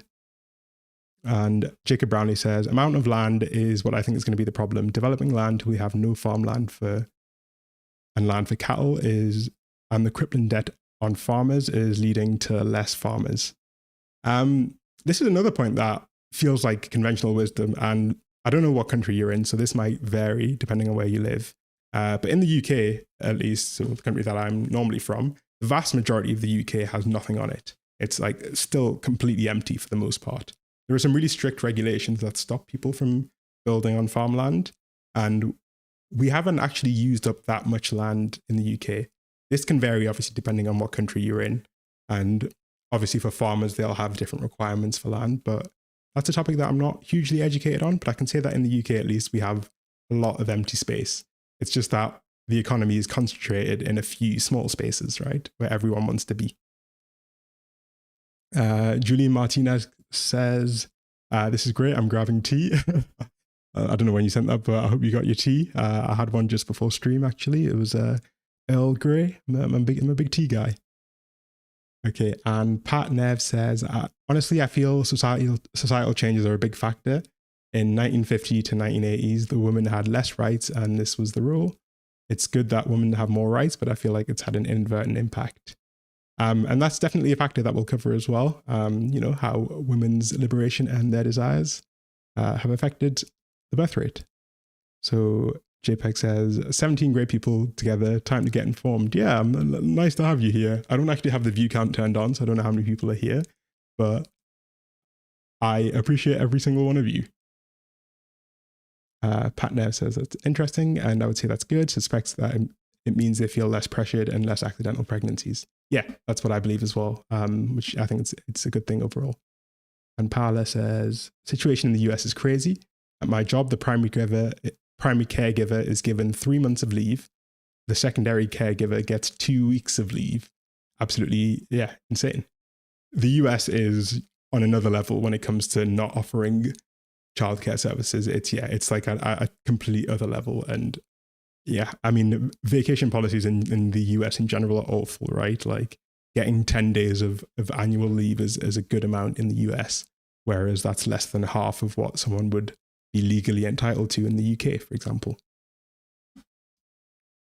Okay, and Davine says, the anti-single mom groups and anti-immigrant groups are pretty similar in their members being worried about birth rates in the States. Assume it's similar in the UK. Yeah, there's this weird overlap between the anti-single mom and the anti-immigrant groups, right? And this is exactly what I was saying, right? The people who are most vilified are often those who literally prop up society. The society is propped up on the backs of workers, not on the backs of asset owners. JPEG says, I love learning about what's going on in Britain as an American. It's like hearing about an older cousin. It's a disaster out there, man. It's good in a lot of aspects, obviously, but definitely things aren't going great in many other aspects. And Raphael says, I heard something that our relationship with the sex and intimacy has completely changed as well. And that's an interesting one as well. I didn't do too much research into that angle of it because I think it's difficult to figure out how that affects fertility rates, especially because obviously casual sex is more common, but people are having fewer partners at younger age at the moment, which is also another change, right? So yeah, that's something that I need to look into a bit more, I think. And Adam says, American here, immigration is our superpower here, and that's the reason we're not on a downward spiral like South Korea. Are you planning on talking about that at all? So actually, I'll just talk about that now before we go into it. It wasn't part of the presentation, but the majority of the reason that countries are able to sustain a low birth rate is by plugging the gap with immigration, right? So if you don't have young workers, you need to either give birth to those workers in your country or you need to import them. East Asian countries are typically quite resistant to migration. And this is a big problem, especially in South Korea and Japan, because they have the lowest birth rates in the world, but they're also the most protectionist countries in terms of immigration policy. And they refuse to fill that gap in workers with immigrants. Now, that doesn't explain why the birth rate is so low already, but it does explain why the low birth rate is having an outsized economic impact in those places, because they don't want to fix it, basically, right? Like, they don't want to fix it. So in South Korea and Japan, the low birth rate is having like an outsized impact on their economy because they're not relaxing migration laws. Japan as well has even struggled to relax tourism laws, right? Because it needs tourist revenue. It's really struggling to relax those laws. You can see that there's been loads of controversies with tourists in Japan. Granted, some of it has been because of bad behavior of tourists, but Japan also doesn't really want tourists, despite the fact that it needs them. But yeah, thank you for raising that point about immigration. I think it's an interesting topic, and I think it helps explain how countries deal with the problem. Rafael Frota says, we're having less sex, but I forgot why. This is the problem with consuming these short videos. Honestly, the amount of information that I've forgotten that I just wish I remembered. And Satonic says, really enjoying the presentation style of this live session. Very well done. Thank you for putting in all the effort to put this together. Oh, thank you, man. Thank you. Yeah, I put these together in like my nights after work. And it is a task. It is definitely a task, but yeah, thank you. I'm glad to know you appreciate it. And Pat Nev says, completely off topic, but got a new kitten and got zoomies. Quite distracting. I really want a cat, but I can't justify it at this stage in life. I need to be like in a stable living situation. It doesn't help that the building that I live in is like pet friendly. So I see like dogs and cats all the time, and it's getting that like, it's awakening that paternal urge in me for animals. But yeah, so I think we can pick back up where we left off. And we left off by talking about the fact that in America, the drop in birth rate has been largely led by the fact that young women, super young women, under 19, aren't having as many kids, which in my opinion is, a good thing overall and represents a greater increase in safety for those people. Now, where were we? We were here. Obviously, it would be unreasonable to say that the reason that no one is having kids is purely because teen pregnancies are down, right? That's just like an incomplete answer, because the economic aspect of it is clearly like important. It's clearly relevant. And I don't think it's a coincidence if you look in this graph that the countries that have the lowest fertility rate in Europe, countries like Italy, Spain, and Greece, are also the countries with the highest youth unemployment, the countries where young people live with their parents for the longest, and the countries where the economy is in the bin, basically, right? It would be naive to say that the cost of living is not a factor. And you can see that from this graph, at least, that intuitively it seems to track with the wealth of the countries, right? The countries that are really struggling with unemployment are also struggling with fertility. And if you just ask young adults why they're not having kids, a lot of them will say that it's simply because childcare is too expensive. So this was a survey from the New York Times that surveyed around 1,200 Americans and asked them why they were having fewer children than they considered to be the ideal number. And 64% said that childcare was too expensive. And so it's clear that, at least in terms of opinion, personal opinions, people really see the cost of living as a huge driving factor. I want to stress once again that it's not the only factor, but it's clearly an important factor worth considering. So what I do find interesting, though, is that the fertility crisis is one that affects the whole world, as I've said, and it affects countries that spend an incredible amount of money on social programs for kids. So this is a quote by Robert Reich. If you don't know who Robert Reich is, he was US Secretary of Labor under Bill Clinton, I believe. And he was also in a few different administrations before that. He knows his stuff, and he has a YouTube channel, which is actually really interesting if you want to learn more about like economics. But he has this quote. He says that Norway spends around $30,000 per child on early childhood care. Finland spends $23,000. Germany spends $18,000. And the US spends $500 per child. Obviously, the US has a huge childcare spending problem. It just doesn't want to invest in young children. And this goes some way towards explaining why the young children aren't being born. But Norway, which is spending incredible amounts on early childhood care, is still seeing a below replacement birth rate. And I think one aspect that really doesn't get covered in this discussion is gender-based differences. Because when we talk about this problem, we tend to lump men and women in together as if their experience of having children is identical, when there are actually some pretty significant differences that can at least help us explain some more of the trend towards choosing to not have children. And one of these big factors is the fact that women's earnings drop significantly after having a child, and that drop persists decades after they have children. This is not so much of a problem for men. Men who choose to have kids don't earn significantly less than men who don't choose to have kids, and they don't also experience a short-term drop in the amount that they earn. And gender-based differences in terms of the experience of childcare, I think are a remarkably important factor, right? Because ultimately, you need two people to have a child.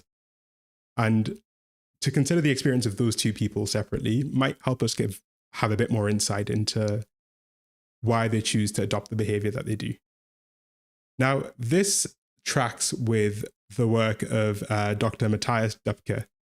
Don't know if I'm pronouncing that right, but this guy's an economist. I've been watching a ton of interviews with him, and he's like the guy to talk about family economics. It's his like area of specialty. And he talks at great length about gender-based differences in the experience of childcare and how that's affecting birth rates. So I want to share a few of his findings as well, and I think they might be interesting to you. So he talks at length about the differences between low fertility countries and ultra low fertility countries. And he covers the problem from a few different angles. In the countries that have the lowest levels of fertility, interestingly enough, there's a greater level of disagreement between couples. So the lower the fertility rate in a country, the more likely that an individual couple is going to disagree about whether or not they want kids. So the more likely that one parent is going to want kids, whereas the other parent is not going to want kids. In these lower fertility countries as well, there is a clear trend of women taking on a greater percentage of the burden of childcare. So in the really low fertility countries, the percentage of childcare duties that is taken on by women can be as high as 80%, whereas 20% is typically taken on by the male parent. So this is for heterosexual parents, right, who make up the majority. In countries that have slightly better fertility ratios, this percentage is much closer to 50-50. So places like Sweden and Norway, it's much closer to kind of 50-50 or 60-40 usually. And still in these ultra low fertility countries, it's not like women or families can exist with a single income. We still have this pattern of both parents being needed in the workforce, but the mother usually has an outside level of responsibility in the household. And we can see that this helps us at least understand a bit more about why these ultra low fertility countries are struggling. And it's largely because there's still a huge stigma in some of these countries, particularly the East Asian ones like South Korea and Japan and China, where women are still expected to spend huge amounts of time at home taking care of children, but they can't survive without having a career, or they simply just want a career, which is also very reasonable. And so in these ultra low fertility countries, we've ended up in this situation where there's like a catch-22 where the woman's supposed to take care of the household and take care of bringing money into the household, which is an unreasonable request. I'm curious if there are any women in the chat who have considered the impact of like childcare balance between parents as a factor in their decision to have kids. For those of you who do want kids, do you expect to do more of the work than the other parent? Is that something you thought about? I'm curious. But yeah, before we progress on, I'm gonna read some more chat messages, and then we'll go on to the last few points that I think are worth considering. And I need to figure out where we are. We are yeah. Okay, Michelle Mitchell says the solution to this problem is valuing women and care work. Many women I would talk to would have kids if they got to be the father. Yeah, that's actually an exact quote as well that I saw in one of the articles I read of a woman saying that she would be happy to have kids if she could be the dad, right? Being a mother is a thankless burden that often leaves women screwed. I wholeheartedly agree. Yeah, it's a huge amount of work, and the balance is outsized, right? The burden that the mothers are supposed to take is clearly skewed, and the skew seems to track pretty closely with the fertility rates, right? With the decision to have kids. And it also seems to track with disagreement, which seems to make sense, right? If one parent has a lot less work involved in raising a kid, they're much more likely to want another kid. But yeah, I agree, Michelle. And Pat Nev says, get one. Oh, is that in reference to a kitten? I'll get one when the time is right. When the time is right, I'll have a little kitten.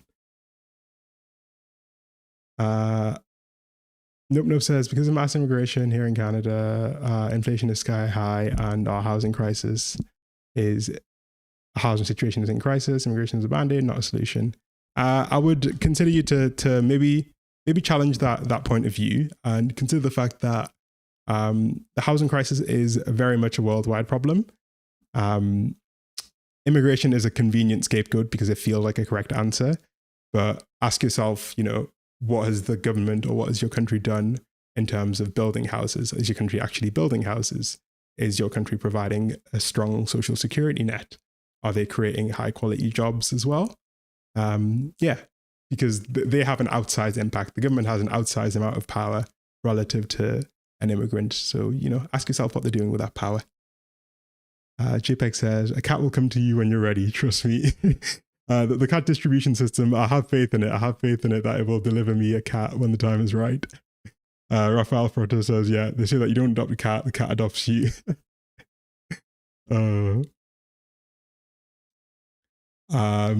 Yeah, and I'm waiting for my little tabby cat to finally adopt me. JPEG says, the same thing happened to Armenia when Ukraine invaded.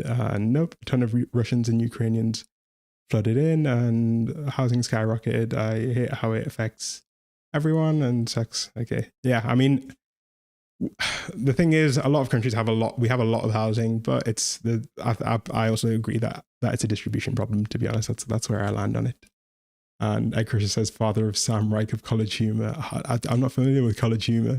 I think I maybe watched them when I was like in school, but I don't really remember. But yeah, Robert Reich is an interesting guy. I think he does a lot of education work to kind of get people to learn more about how politics works, which is rare for a former politician. But you should check out his work if you want to learn more about economics and politics in general.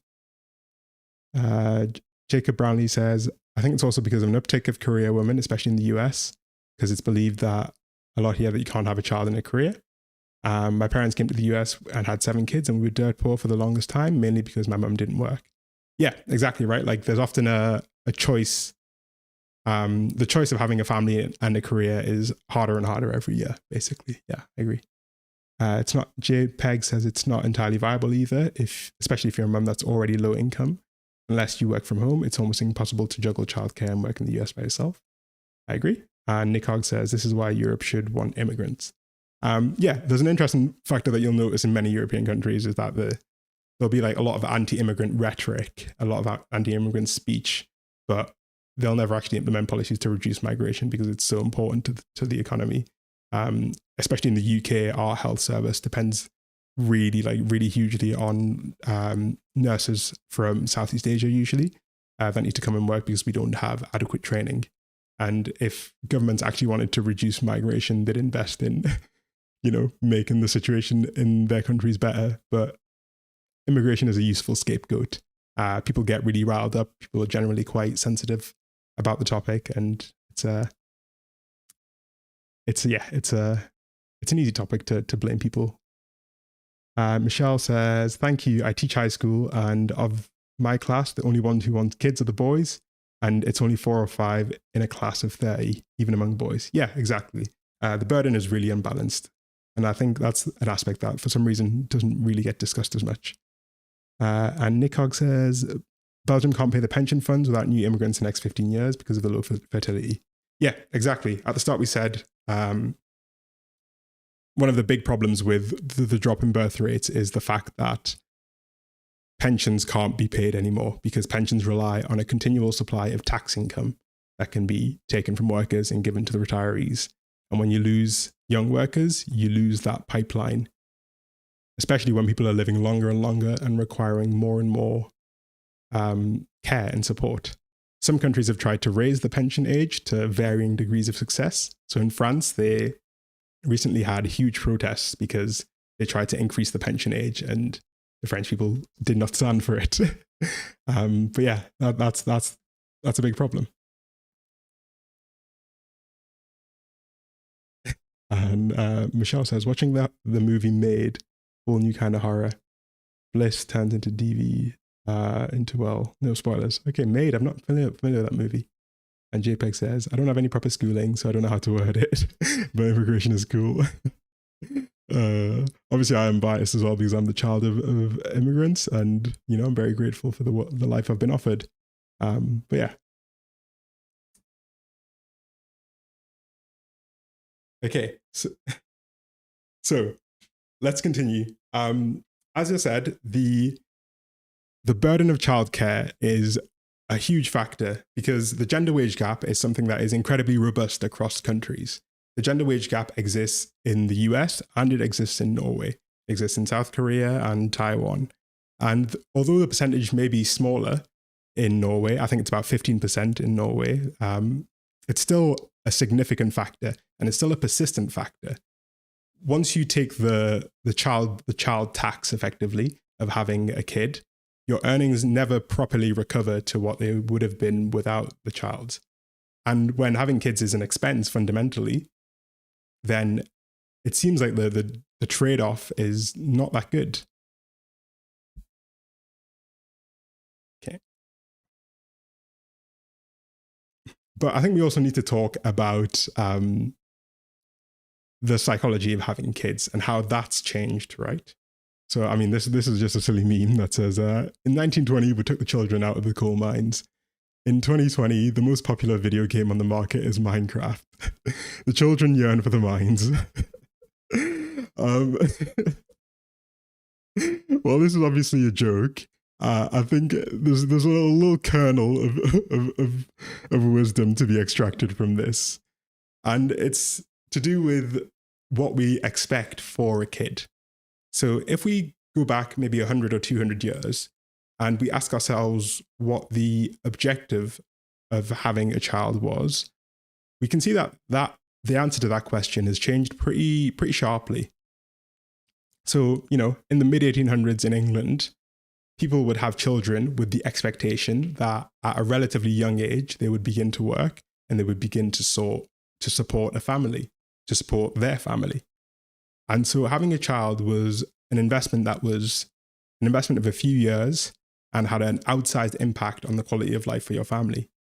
The child would be able to work and would be able to support the rest of the family as well. Obviously, today in developed countries, we don't typically have that view of having children. The balance between, quality and quantity has changed. It used to be largely in favor of quantity, right? The more kids you have, the more laborers you have to support your family.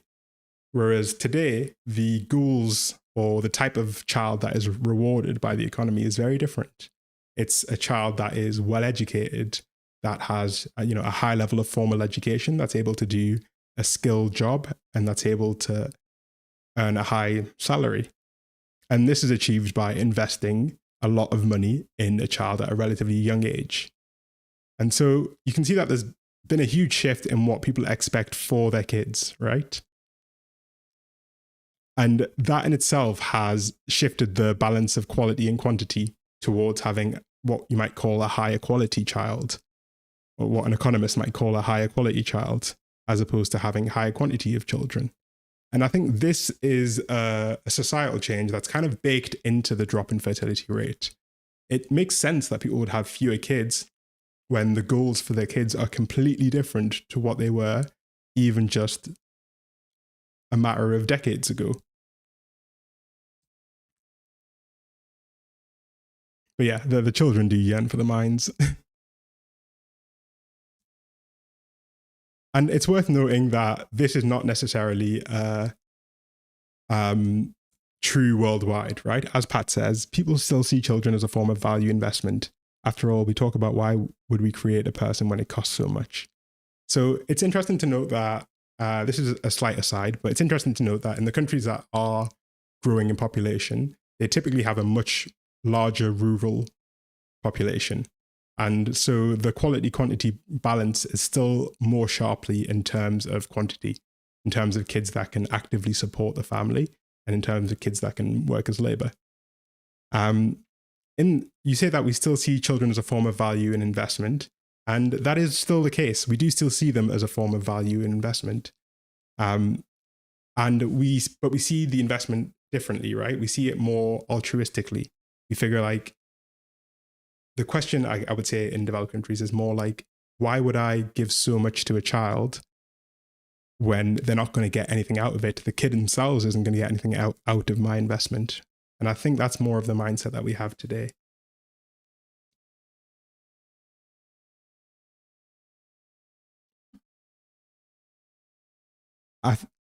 It is true that a lot of people do see their children as, potential retirement plans. And that's probably more likely to be true if you are, from a certain background where that's typically the case, where kids typically take care of their parents. So that there is an element of truth. And Daveen says, that's why I'm personally an antinatalist. I'm just trying to imagine how many kids have been born through the selfish reasons versus in the interest of the child. And I think that's true. That's definitely a huge factor. There are a lot of people, inherently having kids is, a selfish decision, right? You do it because you want it. After you have kids, you might be a good parent who acts in the best interest of their child from then onwards. But a lot of the time, people never get out of that mindset of having kids because it's something that they want personally, rather than wanting a good future for the child. Yeah, I agree. So clearly we can see that like there are, and hang on, I'll just answer Paula's comment before we go. Continue. She says, Fads, I know this is not really the point of the presentation, but what do you think the dangers of underpopulation are? Is it just that we won't have elders? We won't have the workforce to take care of the elders? Yeah, so that's one aspect. We won't have the workforce to take care of the elders, but we also won't have as many consumers. So there won't be as many people to just buy things in general. And obviously the economic system that we live in dictates that companies need to continue growing year on year. And to grow year on year, you can either extract more value from the people that you have, so take more of people's money, or you can get more consumers. So, I'm half joking when I say that we need kids for the Temu factory, but we also need kids to buy the slop that's made by Temu. So the dangers of overpopulation, of underpopulation rather, are pretty tightly tied with the economic system that we live in. So there are a few different factors. If I was going to summarize it, I would say it's not being able to take care of the elderly, not being able to fund the elderly's retirement in terms of pensions. I would say underpopulation means that tax revenues will drop. And so countries will have less revenue. And it also means that companies will have less revenue, right? We've got to think of the shareholders, man. Think of the shareholders. But that's the briefest summary I can give you. I hope that makes sense, Paula, as to what the dangers are there. But yeah, I hope that makes sense. Yeah, there's a few different aspects, and it depends what kind of person you are. But yeah, you got to think of the shareholders, man. uh, but yeah, so if we pick up from where we are leaving off, I think if there was one way that we could summarize this whole problem, I mean, there isn't really one way that we can summarize this whole problem, but I think the best way I can describe the decision to not have kids, at least as a single childless dude, is that the decision to have kids is in some extent a signal of optimism, right? A signal in the belief that you'll have a good future, your kid will have a good future, and the world on the whole has a good future ahead of it. And I think this idea of optimism is a good way to kind of package a lot of the different aspects that affect different countries differentially. So, for example, we talk in the US about how childcare costs are a disproportionate impact there. But in somewhere like South Korea, working conditions are a bigger factor there. And in Italy, youth unemployment might be a bigger factor there. And I think these disparate factors all play into a single idea of optimism about the world. Optimism about your future as a person, optimism about your kids' future, and optimism about the world's future. And funnily enough, there's a really good research group called Our World in Data. They're amazing. They compiled some data on how optimistic people feel about the world as a whole. So I have removed some of the countries from this graph just because it was really cluttered. But this graph signals, this graph shows us optimism about future improvements in global living conditions. So this is the answer to a survey question. Over the next 15 years, do you think living conditions for people around the world will get better or worse? Now, there are some interesting trends that just pop out at you when you take a cursory glance at this graph. First of all, the highest ranked nations are also the nations that have really high birth rates. Places like Kenya and Nigeria. Nigeria has, I believe, the highest in the world at the moment. Something like 5 children per woman, which is super duper high. And they are, on the whole, remarkably optimistic about the state of the future.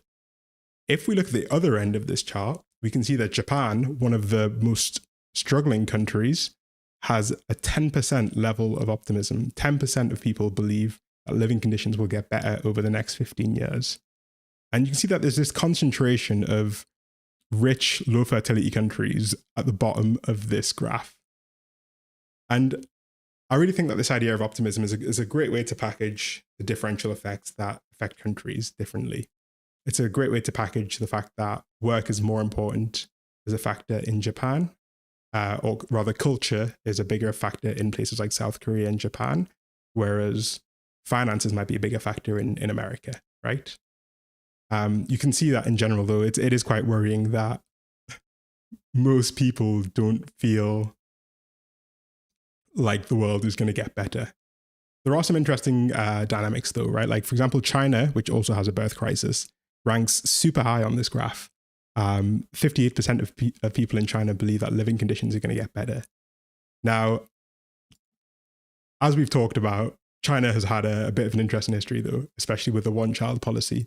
They're recovering from decades and decades and decades of government messaging that having more than one kid is an unethical practice. And obviously, they're not going to recover from that overnight. But also, China has had, the biggest poverty reduction in human history. And so it's at least explanatory in some extent that they would feel optimistic when they've seen their grandparents go from abject poverty to industrial living. So I do think China is an interesting edge case, but optimism on the whole is remarkably low. And optimism is something that you can't really fix with a direct cash payment.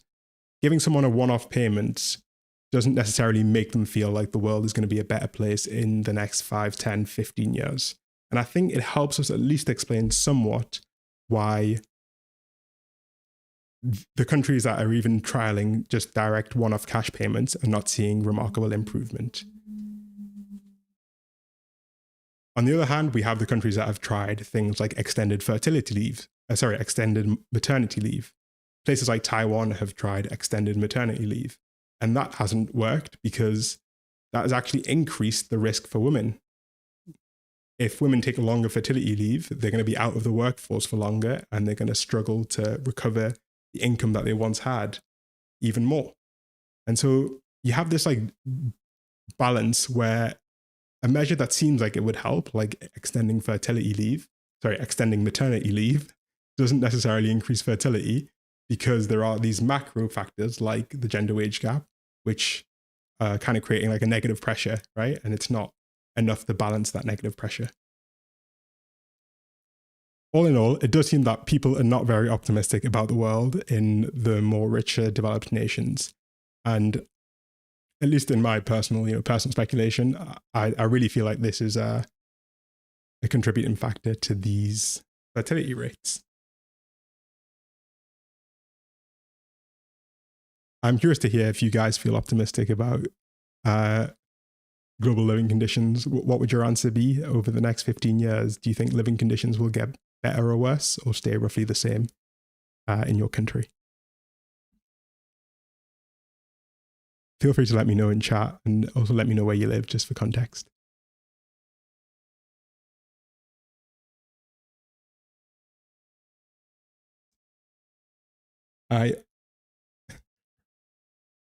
Rafael says, I'm not optimistic, and he's from Brazil.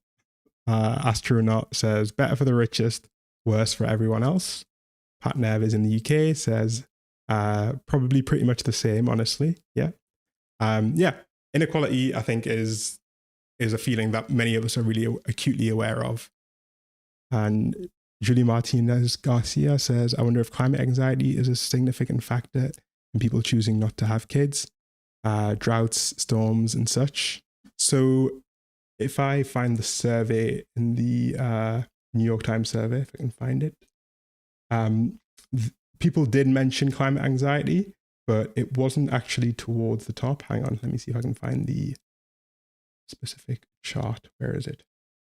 Okay, I don't have it to hand, but climate anxiety is definitely one of the factors, but it didn't actually rank super high. Okay, so Mako says, not optimistic in North Macedonia. JPEG says, not gonna lie, I feel like fascism feels like it's on the rise everywhere, and I'm keeping a close eye, but maybe we'll be okay. I see a lot of pushback. What you'll see is happening is that a lot of countries are swinging to the opposite of whatever the mainstream was at the time. So obviously in places like Italy, this has meant a huge rise in more far-right fascist parties. But, in the UK, where we had a kind of centre-right, right-leaning party for many years, we've gone the total opposite way and elected a more left-leaning party as a protest vote. I think it's one of those things that has some variance per country, but is also, is also worrying. And I think there is some pushback. Let's see. Jacob Brownlee says, probably worse houses in the US are made of cardboard and hopes and prayers. Yeah, American houses are not typically very well built. That's what happens when you don't have strict regulations. JPEG says, America, by the way, of course, I'm sorry for being American. You're for real. No need to apologize. Devine says, American and Irish dual citizen, only pessimistic about the States. I'm surprised. The situation in Ireland is pretty tough as far as I'm aware, particularly in Dublin. Dublin has the highest housing costs in Europe, I believe. So I think people are, like, Dublin's more expensive than London last I checked. But I don't know what the rest of Ireland is like, to be fair. I'm only aware of the situation in Dublin. But I'm curious why you'd be more optimistic about Ireland than the States. I'm curious. Raphael says, they say to women in interviews, what was this gap in your resume when they have children? Exactly, right? And if you explained that you have had a child, it's also, it's like a risk. It's another, it's almost like a mark against you, because employers are very likely to think that you might not be able to be consistently at work, or you might have other responsibilities that take you from work. It's a real challenge for people who've had children to re-enter the workforce. And Raphael says, always the law of the pendulum in politics, right? Yeah, exactly. Patnev says they're all wrong, so everywhere it switches back and forth in the hopes that somewhat works out. That is quite literally what is happening. Yeah. Often, like, these major political swings are signals of like discontent rather than necessarily signals of particular political alignment. And I'm sure if you talk to, like, someone that you speak to here isn't that engaged in politics, you'll see that their political ideals are often pretty defined by how safe they feel in the world, right? How safe they feel in their country and how optimistic they feel about their country. When people feel optimistic, they tend to be a lot more comfortable with the status quo, right? Pala says, dual citizen, Italy and US, and I'm usually an optimistic person, but I've become a bit more pessimistic since living in the States. I'm sorry to hear that. I think American culture is obviously quite different and maybe a lot more individual than a place like Italy. So maybe that's a factor, but I'm curious. Okay, Davine says, Dublin's horrible. I'm more optimistic about Northern Ireland and Sinn Féin.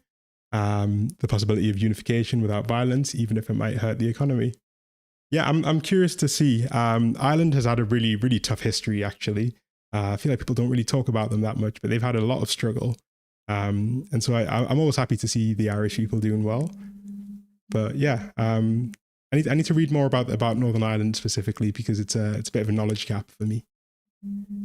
And Pat says, to be fair, in the UK, if you have a gap, they'll ask about gaps in employment or training. They'd also be protected under the Equality Act.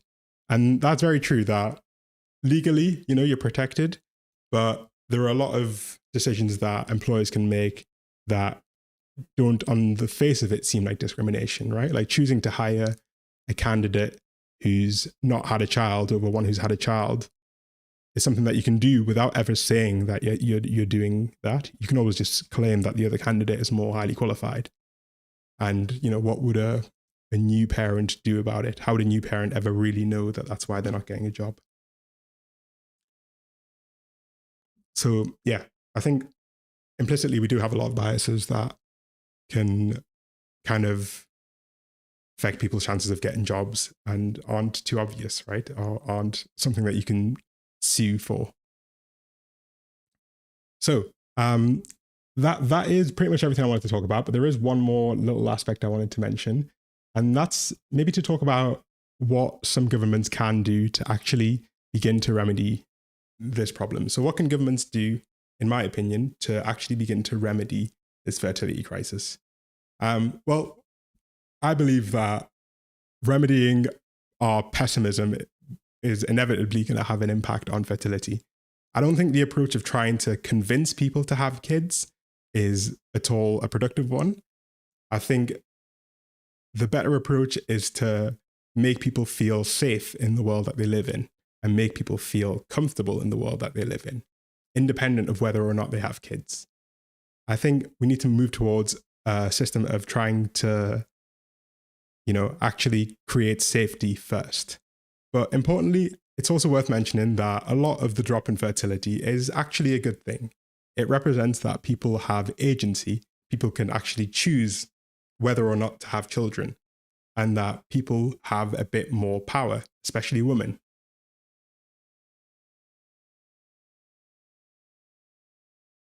And ultimately, we also need to reconsider why we live in a system where it's necessary to have a constant fresh supply of children for society to stay intact, and how even a relatively small drop can have this outsized economic impact, right? It seems fundamentally not right. And in fact, we use the term fertility crisis when it's not really a fertility crisis. It's a worker crisis. We need more workers. Governments aren't trying to create self-actualized, happy, positive individuals. They're trying to create meat for the grinder, really. And it's something worth keeping in mind whenever you read about policies that affect people's reproductive rights, but that don't encourage them to have stable childcare situations. Like the whole Roe v. Wade situation in America. of trying to force people to have babies, but not necessarily making them safe once they've had those children. And I think this is a common trend. So the fertility crisis is not a fertility crisis, in my opinion. It is a worker crisis ultimately, and we need to ask ourselves, why do we need so many workers? Why do we not have a system that is robust enough to handle a decrease in workers? And why do we have a system that demands infinite growth at all times?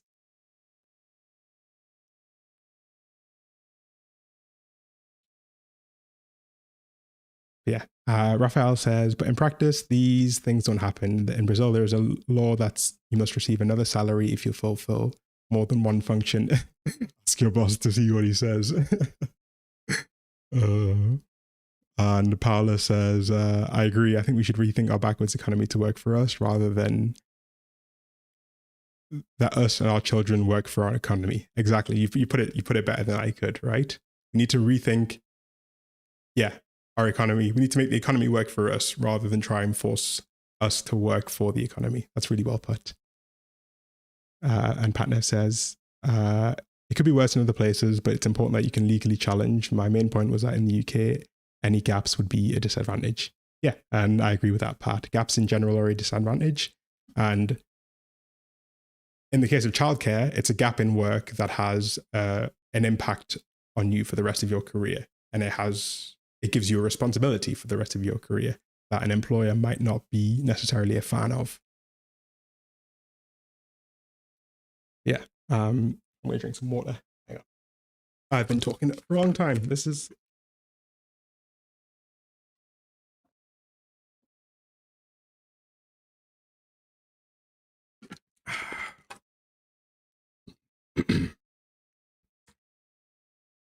But yeah, there are some interesting approaches, to be honest, as to how different countries have begun to tackle this problem. There's a fun one in Taiwan where I'm actually not too mad about this. Let me see if I can find a link about this. So there we go.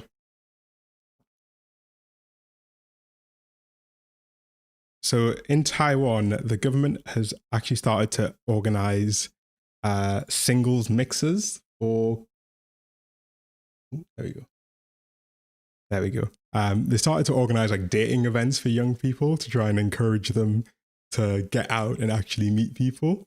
So you can actually go to like a government sanctioned dating event in Taiwan. As I say, I don't know how much this affects the big picture stuff, but I do like that there are some places that are actually trialing more community-based approaches. And I really do believe that if governments could dedicate meaningful effort towards building community in different places, we could actually see some overall growth in this level of optimism. In Japan as well, the government has been trialing a dating app as well. So apparently the government of Japan is developing like a dating app, an alternative to Tinder, which I don't think is going to be that successful, but it is, it's good to see that there is an attempt to build community. And I think building community is the easiest way to feel more optimistic about your future. When you have people who care about you and that you care about, then life immediately becomes much more worth living, in my opinion. So I would love to see more community-based approaches and more approaches that rely on the psychology of it rather than necessarily just the pure economics of these decisions. Patnev says, nothing better than Papa Gov helping the young ones mingle. Yeah, I agree. It really feels like they're all treating the symptoms and not the causes, though, sadly. And that's exactly what it is. These governments are treating the symptoms without addressing the underlying causes, because addressing the underlying causes requires a fundamental rethink of how we do everything and is a lot more politically unpalatable for a politician whose sole job is to be re-elected at the next election. So Tankflux says, it seems like a big challenge when governments are just trying to get people to date, let alone form families and have children.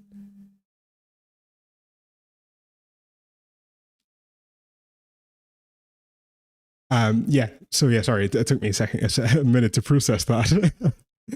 Yeah, exactly right. So, I mean, I think dating is obviously, what the first step to them eventually having children. And I think I think it's a good thing ultimately that the government is encouraging young people to meet each other. Um, I would like to see more of this in like a platonic sense, right? In terms of having spaces where people can meet each other platonically and, as I say, build a sense of community. I think skipping straight to like organizing a dating event is a bit much, and I don't think people would be that responsive to it straight away. But it's better than nothing, and it at least shows that they're considering the community aspect of it and how a sense of community affects a person's decision to have children. But yeah, I do think it's a big problem, and we've covered a few different angles of the issue, and it's been really useful to hear your guys' approaches because you're all from different parts of the world that have different problems, and I think it's interesting to hear what you guys how you guys view this problem. But hang on. It is getting late for me, so I also haven't had dinner, and it's like almost 9:30 p.m. I just like finished work and then basically just jumped straight on here. But it's been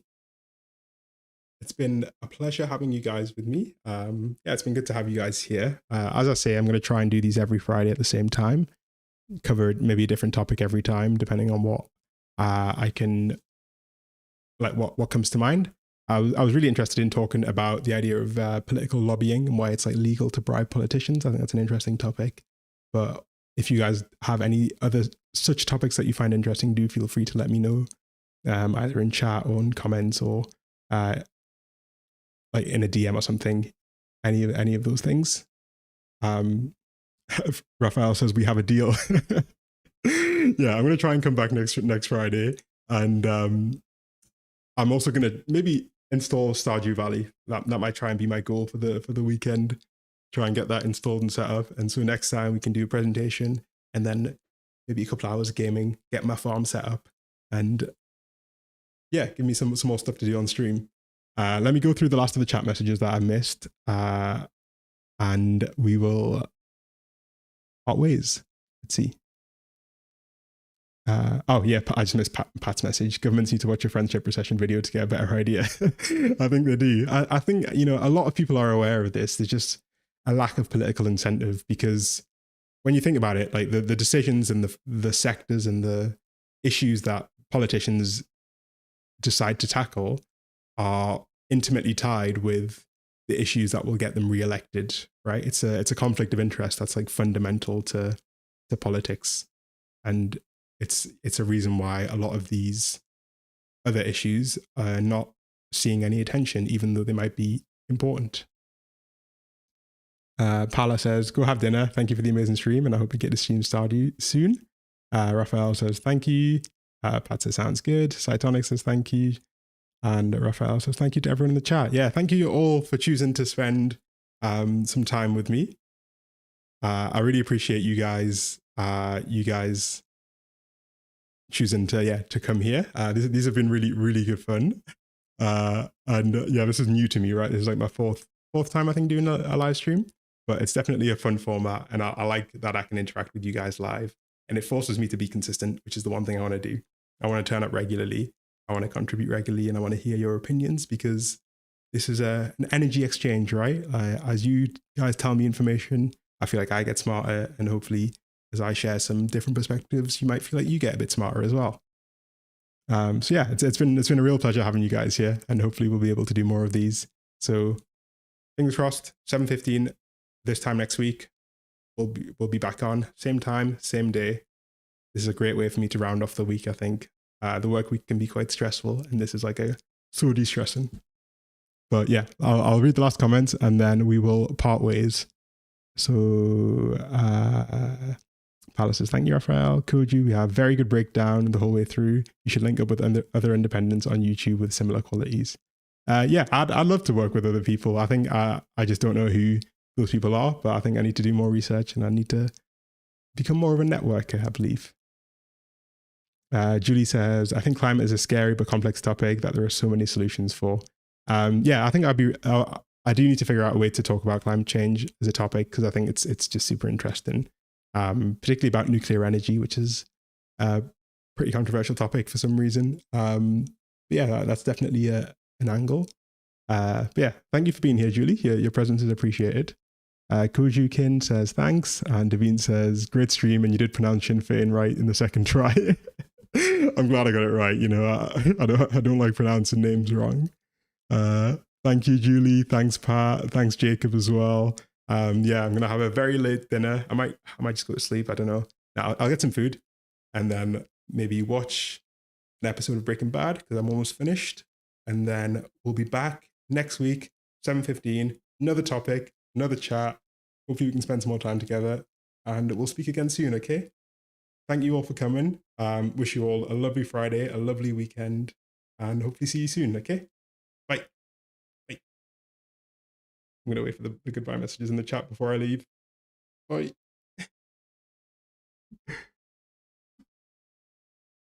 Okay. There you go. Bye, Paula. Bye-bye. Bye. Then Jacob says you're amazing. Goodbye. Take care, everyone. Bye.